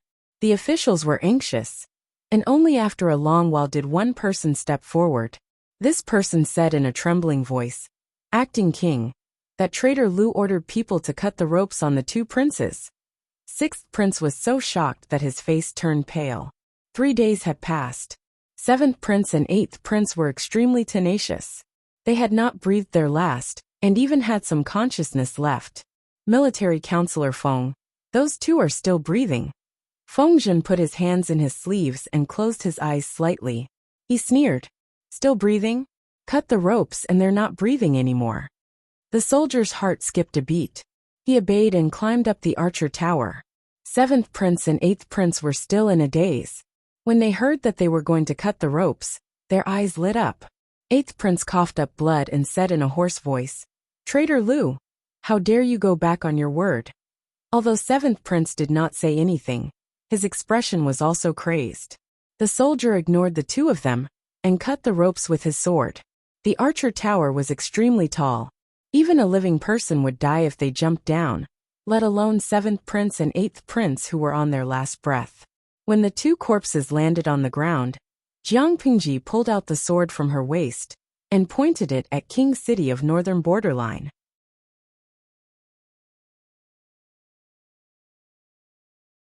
Chapter 10:20. Wherever the blade pointed, it was invincible. Following Jiang Pingji's order, the imposing army launched a powerful attack on the city walls. The northern borderline was a nomadic people, and the vast grassland was the stage for them to dominate. Although the city was built in the style of the Han family of the Central Plains, the defensibility of the city was far from the standard of a capital city. Faced with the ferocious besiegers, The northern borderline unsurprisingly retreated step by step. Even though they occupied the city walls, they did not last long. The city wall was destroyed by the crazy bombardment of the catapults, and the guards on the city gate could not withstand the wave of arrows that came from below. After only a quarter of an hour, the city gate of the Beijiang kingdom was breached. Jiang Pingji led the army up the city wall and opened the 4 city gates. Report, acting king, that traitor Lu has broken through the city gates and is leading his troops to attack the imperial court. Report, thief Lu is leading troops to attack the imperial court. A gate has fallen. Report. Bad news came one after another. The 6th prince was wearing the dragon robe that only the king of the northern borderline was qualified to wear. He sat on the throne in a daze, as if he did not hear what the messenger had said. He stared blankly ahead, as if waiting for someone. It was unknown when the officials in the court had dispersed. A large number of palace maids hurriedly packed up their belongings and prepared to escape. Everyone only cared about themselves. How could they care about others? The enemy's shouts were getting closer and closer. The 1st prince and the 5th prince, who didn't have time to escape, put on their armor and led the remaining soldiers to make a last stand. Seeing that the imperial court was about to fall, the 6th prince seemed to have sensed something and finally came back to his senses. A hint of madness appeared on his pale and tired face. He got up from the throne and walked down the stairs leisurely. He poured the candle oil that he had prepared in the morning all over the tent and the luxurious tassels used for decorations. The 6th prince murmured with a ferocious expression, "I will always be the king of the northern borderline." He waved his hand and knocked over the 9 dragons playing with Pearl's bronze lamp used for illumination in the tent. The flame that fell from the lamp touched the lamp oil, and the fire spread rapidly. He splashed oil on his clothes, and in a short time he had turned into a man of blazing fire. As the raging fire burned his body, the 6th prince uncontrollably let out a blood-curdling scream that sounded like a ghost being tortured. The scream was so shrill that anyone who heard it would feel their hair stand on end. After a fierce battle, the 1st prince and the 5th prince were covered in blood. Their bodies were covered in wounds, and they were on the verge of death. But no matter how they killed, or how they tried to break out of the encirclement, the enemy seemed to be endless, forcing them to retreat step by step. Royal court. Out of the corner of his eye, he saw the blazing flames in the direction of the royal court. The 1st prince was shocked. 6th brother he had thought that with the 6th prince's temperament, he would lead the crowd to beg for mercy from the enemy. He had not expected that the 6th prince would choose to burn himself. The eldest prince was distracted, but his enemy was not. Facing the siege of a dozen soldiers armed with spears, they had no strength to resist. Puff, puff. The sound of a spear piercing into flesh and blood rang out. The 1st prince and the 5th prince had their backs against each other. Long spears were stuck in front of them, and their bodies were riddled with bloody holes from which scarlet blood flowed. Swallowing their last breaths, they closed their eyes unwillingly, taking away their last reluctance to leave this world. Jiang Pingji studied the topographic map of the royal city of the northern borderline overnight and figured out the residences of the nobles. After conquering King City, she immediately sent people to surround these places and stop the nobles from the northern borderline who intended to escape. People could die, but their property had to be left behind. Climbing up the broken city wall, Qiguanrang squinted slightly. There was an indecipherable look in his eyes. Ever since I was born, I never thought that one day I would be able to climb this city wall and overlook the once arrogant and insufferably arrogant northern borderline. Qiguanrang's hand in his sleeves clenched the feather fan tightly. This was the only way he could restrain his urge to lose control and vent his anger. The northern borderline was a huge rock that pressed down on his heart. When he occasionally thought of it, he always felt breathless. Now that he had completely stepped on it, he turned around and looked. The northern borderline, which was once like a mountain, did not seem like much. Among the officials under Jiang Pingji, his background and social status were only slightly higher than Su Ke's. He was the son of a Han woman and a northern borderline horse bandit. He was born a filthy bastard. The Han people despised him, and the northern borderline could not tolerate him. If he was not smart and had a more meticulous mind than others, how could he have grown up safely? In the end, Qiguanrang still sided with the Central Plains. Qiguanrang had a mother who was willing to compromise, a teacher who taught him earnestly, a wife who was deeply in love with him, and a lovely daughter. Qiguanrang had chosen his own side. The existence of the north borderline had become a thorn in his heart, constantly reminding him of his unbearable birth. There will be no more northern borderline in the future. Wei Xi saw Qiguanrang secretly climbing up the city wall. He was afraid that something would happen to him, so he quietly followed and watched him. Qiguanrang heard Wei Xi's voice and did not look surprised. He did not directly answer Wei Xi's statement. He only said lightly, "As long as the northern borderline still exists, there will always be new herdsmen. They will become the new northern borderline." The crux of the northern borderline's barbarism and bloodthirstiness was never bloodline. Even if the Han people lived in the northern borderline, they had to adapt to the environment there. They were gradually transformed into a nomadic people who galloped on horses.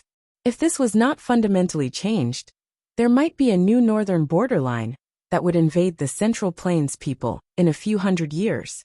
How could the Lord not know this? Wei Xi smiled faintly and said, "She knows what she's doing." Qiguanrang's eyes slanted, and his peripheral vision fell on Wei Xi. His eyes sparkled as if he was sizing something up. After a while he said, "Is she the one who knows what she's doing? Or are you the one who knows what you're doing?" Wei Xi's heart skipped a beat. He said calmly, "Wenjing, what do you mean?" Qiguanrang folded his hands in his sleeves and looked calm. The corners of his lips curled up slightly, but there was not a trace of warmth in it. He said, "The Lord will always be the Lord. If she finds out that you have any disloyal intentions, Wei Zixiao, you and I will definitely fight it out." Wei Xi suddenly thought of the meteorite warning in his previous life. Looking at Qiguanrang's expressionless face, he vaguely understood something. No one in the world can be more loyal to her than me. Qiguanrang snorted and did not comment. Although Wei Xi was a warm person, Qiguanrang was very suspicious. Other than his family and the Lord, he kept a certain distance from everyone. There was one thing that Qiguanrang still could not understand. What was Wei Xi's motive for joining the Lord? In the beginning, there were only him and Su Ku in the Lord's tent. There was no need to explain the reason. Feng Jin had no choice but to join because of the earthquake in Shangjing. At that time, the Lord was poor and had no reputation. How could she attract Wei Xi to join her from afar? Because he could not figure it out. Qiguanrang's suspicion towards Wei Xi had not been let go until now. The two of them descended the city wall. The battle cries in the city had gradually subsided. The air was filled with the smell of burning. Qiguanrang sorted out his emotions and regained his usual composure.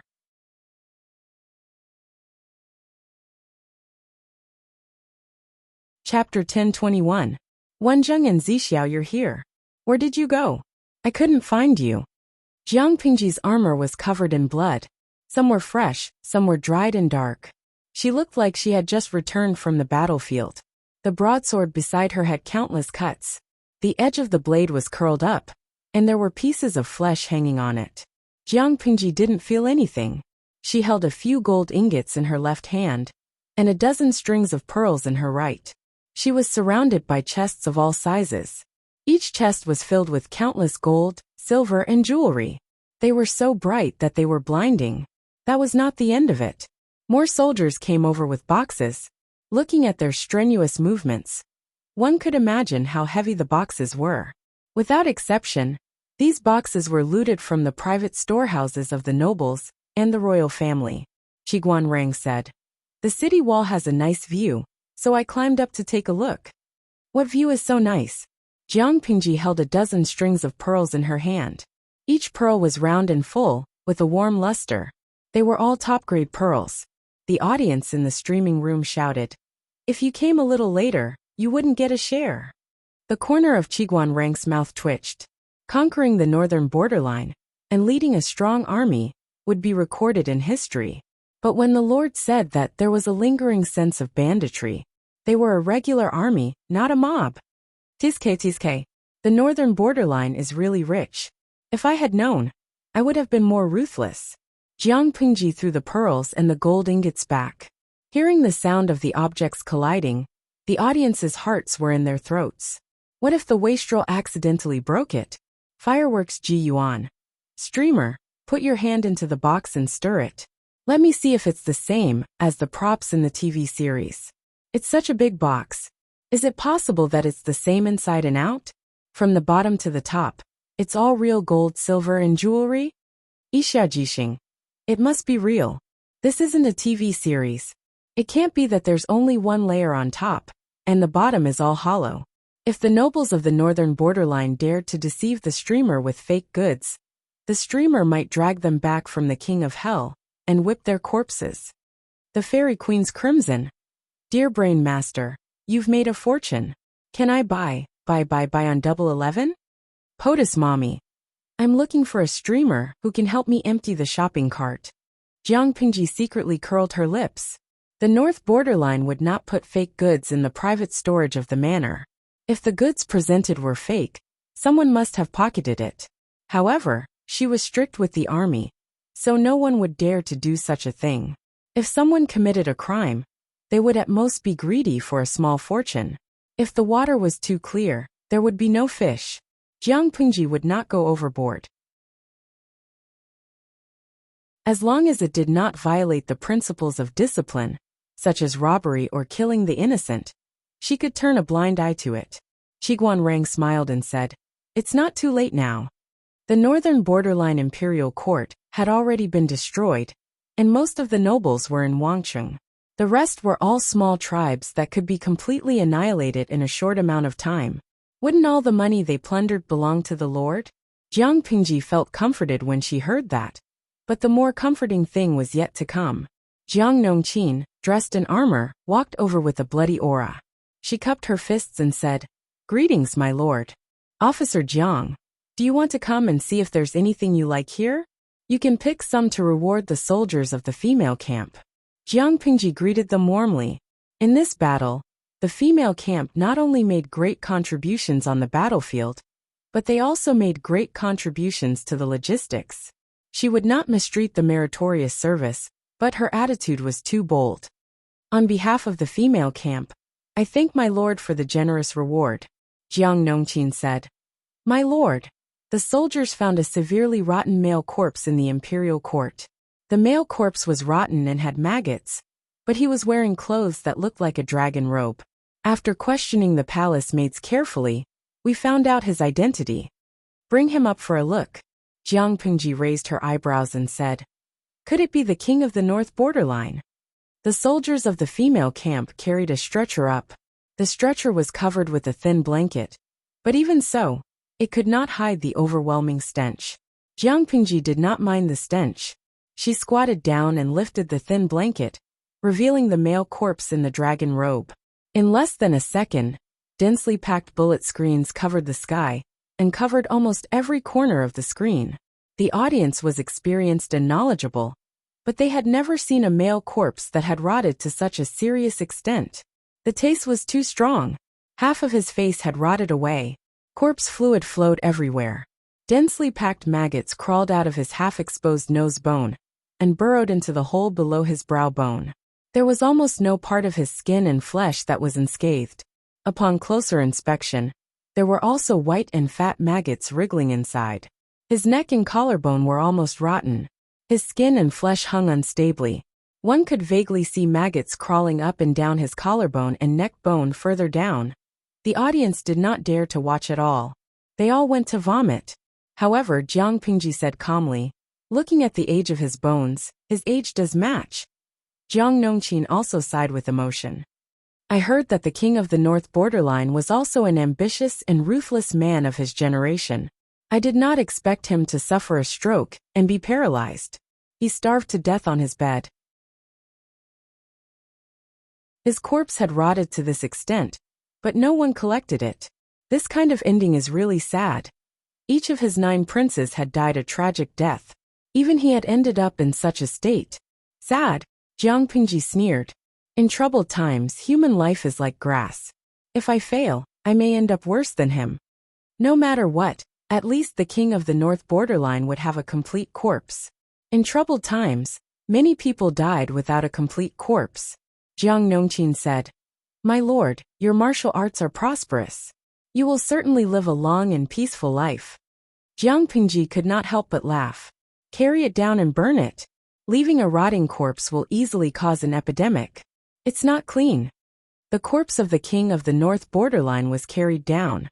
Lian brought up another 4 corpses. "Who are they?"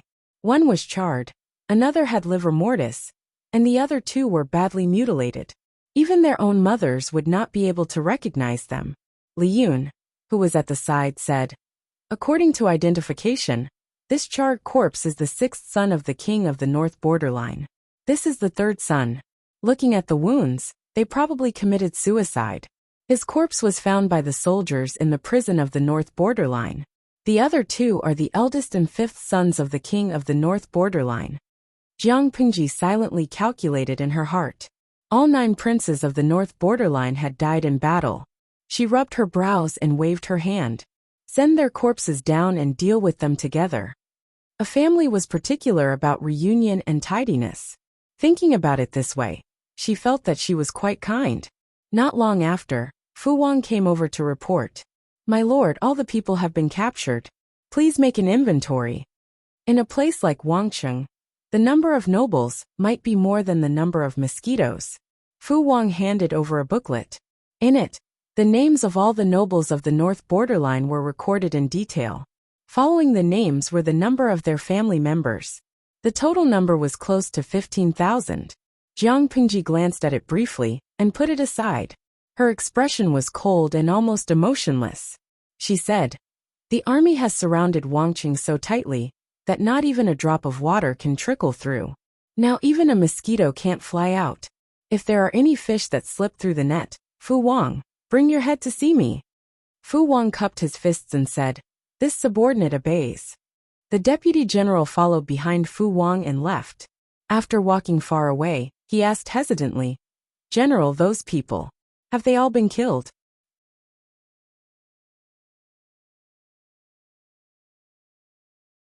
Chapter 10:22. "I beg you, please don't kill me. I beg you, I'll give you all the gold, silver, and jewels you want. I'll give you everything you want, just don't kill me." They begged for mercy, but the Grim Reaper was indifferent. Under the threat of death, these people broke down and lost control of their emotions. "Lu Shi, you'll die a horrible death. Lu Shi, I curse you to never have a good death. Your daughter will be a prostitute, and your son will be a thief. We'll be watching from hell. Mother, I'm so scared. I don't want to die. Mother. Father, where are you? I'm so scared." Fu Wang heard the shrill curse. He was already far away, but he still felt that someone was sobbing in his ear. If it was an ordinary person, he would feel terrible. But Fu Wang looked normal. "Sai, General, don't you think the Lord is too?" The deputy general, who followed Fu Wang to carry out the slaughter order, could not bear it. His state of mind was not as strong and cold as Fu Wang's. He could not be blamed for being soft-hearted. The northern borderline barbarians deserved to die. He would kill a few of them without batting an eye. However, the old, weak, women, and children should be innocent. He even saw children who were less than a month old and women who were several months pregnant. Even though he sympathized with them, military orders were absolute. He had to order the archers to shoot randomly and execute all of them. After the execution, he had to check the bodies one by one and stab those who were still breathing. After doing this, the deputy general felt terrible. Fu Wang sneered and asked coldly, "If your wife was raped by the northern borderline barbarians, your daughter was raped to death, your old mother couldn't escape the devil's claws, your father and brother were beheaded, and their legs were chopped off, and you were the only one left of your bloodline, would you think that they were innocent?" The deputy general was stunned. He did not seem to have thought of this possibility. If that's the case, of course I would want to bury the entire northern borderline." Fu Wang said, "Isn't that enough? Why are you so sympathetic? You think that the children of the northern borderline are innocent, but in my opinion, they are the least innocent. He would rather let 10 adults go than let a child with the blood of the northern borderline's nobility flow in his veins." Why? The deputy general shook his head disapprovingly. The child is still young and doesn't know anything. How can this be the same? Fu Wang stabbed the long axe in his hand into the ground, leaned on the railing of the camp, and let out a long sigh. Troubled times are different from prosperous times. In troubled times, there is no distinction between the old and the young. Fu Wang sneered and said, young children are far more threatening than adults. As for humans, whether they were dragons or bugs, they were basically fixed. They couldn't stir up any big waves. However, children were different. Who knew what kind of person this child would become in the future? It is precisely because we are children that we are easier to be used by others. We will grow old eventually. If the young master of the northern borderline is a great seedling, won't it leave hidden dangers for future generations? Don't be fooled by Fu Wang's boorish appearance and reckless and unruly temperament. He was actually meticulous like dust. He had the intuition of a wild wolf, and a pair of eyes that could see through the fog and see the truth. But that's just a possibility. The deputy general was a good, honest, and loyal man. Fortunately, he wouldn't interfere with military affairs, so Fu Wang didn't deliberately correct him. Not even the slightest possibility. Fu Wang squinted and glanced at the place where the screams gradually stopped. He said coldly, the Lord wants to bring peace to the world, so she won't allow any hidden dangers that threaten the peace to exist. Why do you think the Lord wants to slaughter all the nobles of the northern borderline, and not even let their relatives go? Because the nobles of the northern borderline have more connections and financial resources than ordinary people. They can easily do things that ordinary people can't do. They are also a greater threat than ordinary people, so they can't be tolerated. Although the northern borderline was a barren land, there were also smart people among the nobles. If the nobles were compared to the brain, and ordinary herdsmen were compared to the limbs of the body, then as long as the brain was removed, the torso and limbs would lose the command of the brain. How much combat power could they exert in the end? If these people are left alive, the northern borderline will recover in at most 20 years, and they will become a serious threat. At that time, new and old hatred will add up. Guess how many innocent people will die? It will definitely be more than 15,000. Fu Wang said confidently, war will not only hurt the people of the Central Plains, but it will also be a burden to the people of the northern borderline. If these people's deaths can be used to exchange for more people's lives in the future, they will die a worthy death. The deputy general listened and was stunned for a long time. After a while he said shamefully, the general's state is extraordinary. I am ashamed. Fu Wang said honestly, what extraordinary state? I'm just bluffing. The deputy general was dumbfounded. Fu Wang raised his hand and pulled out his weapon. He curled his lips and said, the winner takes it all.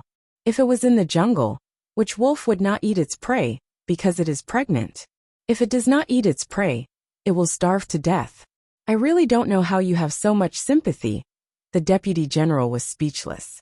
After all, it was something that Jiang Pengji had instructed him to do. Fu Wang carefully compared the identity and age of each corpse, and checked it again and again. He had to be careful. If there was a fish that escaped the net, and came back 18 years later to take revenge, and provoke a war between the barbarians and the Central Plains, how many people would die? Fu Wang yawned as he asked people to do the work carefully.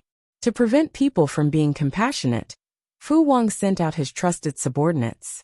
Each one was colder and more ruthless than the other.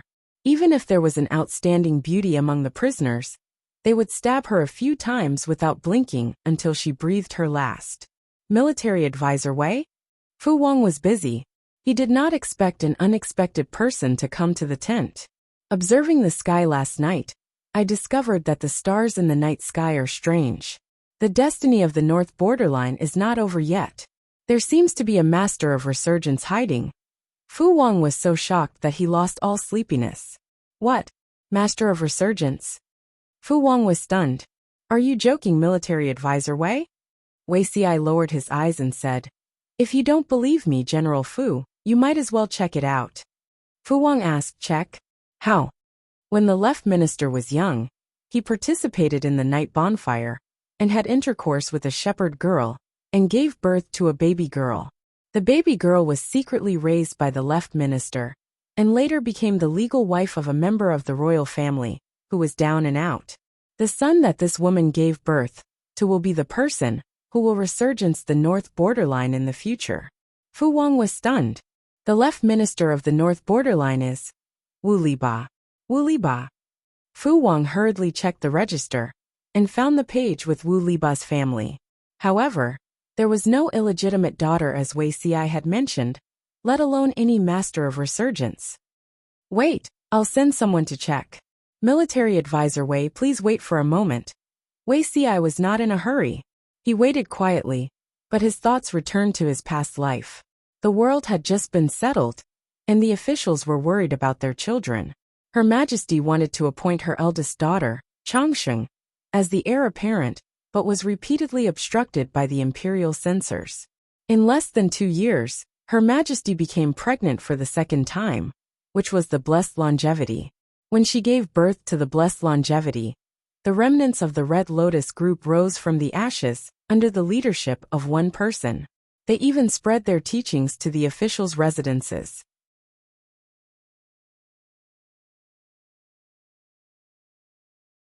Chapter 1023.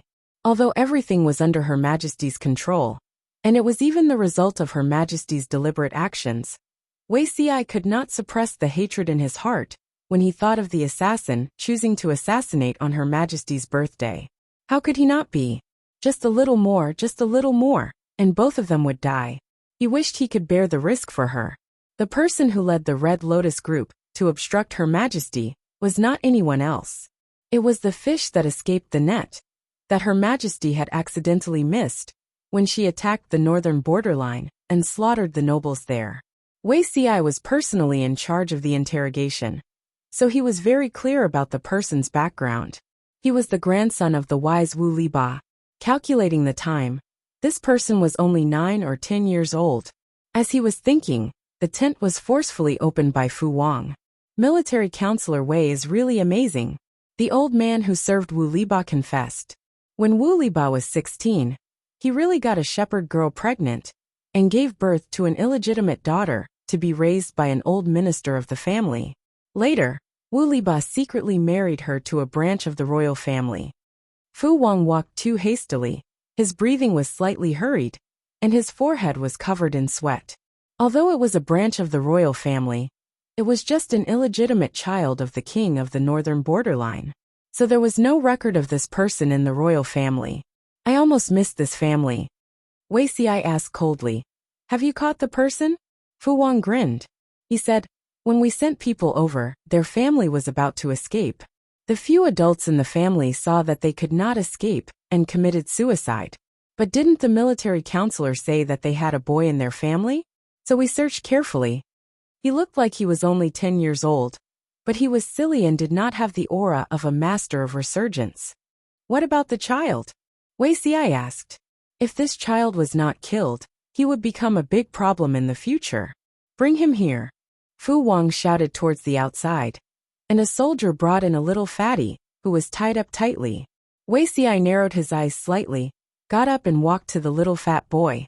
He raised his hand and pinched his chin, carefully examining him. It's not this child.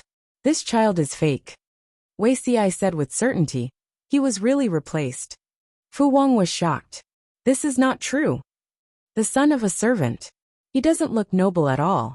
His parents are slaves. How could he be the person Xi is looking for? Wei Xi had seen that fish that slipped through the net in his previous life. Even though the face of a 20-year-old youth and a 10-year-old child was different, it was impossible for there to be no similarities. Looking at this person's face, the past few generations of his family had been poor and lowly. It was impossible for him to be Wu Liba's grandson. Fu Wang's face darkened. Really? Wei Xi said. We'll know after interrogating this fellow. Fu Wang drew his sword and placed it on the fatty's neck, purposely intimidating him. Sure enough, the little fatty gave himself away. Damn it. Fu Wang's face turned green.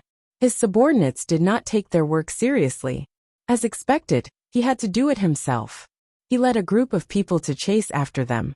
After following the clues for more than 2 hours, they finally found the person hiding in a latrine pit in the wild. The latrine pit in the wild was not deep, and was about the height of an adult. Fu Wang had never thought that the main character would be hiding here. What a scary fellow. No wonder he's that old bastard Wu Liba's grandson. That latrine pit was full of maggots and flies. Seeing that we went over to search, the fellow jumped in and hid there. He's not afraid of drowning in the feces. He's so calm at such a young age. It's really scary. Fu Wang returned close to dusk. He said to Wei Xi, "That fellow is too smelly. Let the military advisor take a look at him after washing him." Wei Xi said coldly, "He's someone who's about to die anyway. His corpse will rot eventually. There's no need to wash him." Fu Wang said, "Even so, we can't let him stink the military advisor." The ancients were still very afraid of ghosts and gods. Although Fu Wang did not believe in this, he would not make presumptuous judgments about things he did not know. No matter what, Wei Xi's little demonstration of his skills made Fu Wang feel a little more respect for him. "I'll go take a look." Wei Xi, accompanied by Fu Wang, went to see the fish that slipped through the net. Although the fish that slipped through the net was only 10 years old, his appearance was already beginning to show. He had a handsome face and deep eyes. Wei Xi looked at him, as if he could see through time, and see the young man who was tied up in the dungeon. To be honest, if not for their different standpoints, Wei Xi would have quite admired him. To this day, Wei Xi still remembered what the young man said before he committed suicide. The traitor Lu massacred the people of the northern borderline. How many children who were crying piteously for food lost their birth parents? How many lonely old people lost their blood relatives? Millions of people, all died under her butcher knife. I just wanted to let her die with 2 lives. Whether it was in the previous life or this life, Her Majesty was the enemy of the northern borderline. But how could Her Majesty be the one who caused the situation in the northern borderline? Wei Xi looked at the young man's corpse that fell to the ground and muttered to himself, "It's clearly chaotic times. Her Majesty just used her own method to end the chaotic times. She used the sacrifice of a few people in exchange for the peace of the world." If the young man really succeeded, the newly established Zhang dynasty would collapse, and chaos might even reappear. At that time, Chongqing was only 5 or 6 years old. Once Her Majesty died, how could Chongqing carry the country? What would become of the originally balanced court? However, Wei Xi would not let the regrets of the previous life reappear. The child in front of him had to die, perhaps sensing Wei Xi's murderous intent. The child's brown eyes emitted intense hatred and murderous intent, like a young lone wolf. The child's breathing was slightly stagnant. He asked Wei Xi in not very fluent Chinese, "You want to kill me?" Wei Xi nodded. He raised his right hand, and the soldier beside him handed him his sword. "Why?" the child asked again. "To cut the weeds and eliminate the roots," Wei Xi said softly. "Do I need any other reason?" To the child, Jiang Pingji had killed almost all of his relatives. He could already remember, and it was impossible for him to forget. This blood feud would not end until one of them died. The child's face was deathly pale. After a while, he felt the blood in his entire body turn cold. His body collapsed with a crash, and his blood dyed the soil beneath him. Wei Xi felt unprecedentedly relaxed as he sheathed his sword. Because of the previous example, Fu Wang was even more cautious in his work, and he completed the task Jiang Pingji gave him perfectly. "You killed someone with your own hands?" When Jiang Pingji learned of this, she did not care about the child's identity. Instead, she was concerned about the hidden reasons behind Wei Xi's actions. "That child will be a hidden danger if we keep him. It's better to get rid of him as soon as possible." Jiang Pingji frowned and said, "Just kill him. Why do you have to do it yourself?" Wei Xi said, "Mercy doesn't kill people." Jiang Pingji said, "Could it be that the child is a demon?" Wei Xi said, "What I kill is the demon in my heart." After killing the child with his own hands, Wei Xi truly felt that he could change the established future. Jiang Pingji was speechless. It was not until late autumn that Jiang Pingji completely conquered the entire northern borderline. and annihilated all the nobles there. Just as she was about to heave a sigh of relief and enjoy the new year, she received a letter from Huang Song. You're tuning in to the Li Mei's Sword of Destiny YouTube channel. We're so grateful for your support, and don't forget to subscribe to join us on this incredible journey through captivating stories. Your generosity through donations truly makes a world of difference, as it's the primary source of revenue that allows me to expand and enhance this channel for you. Thank you from the bottom of my heart for being a part of this adventure.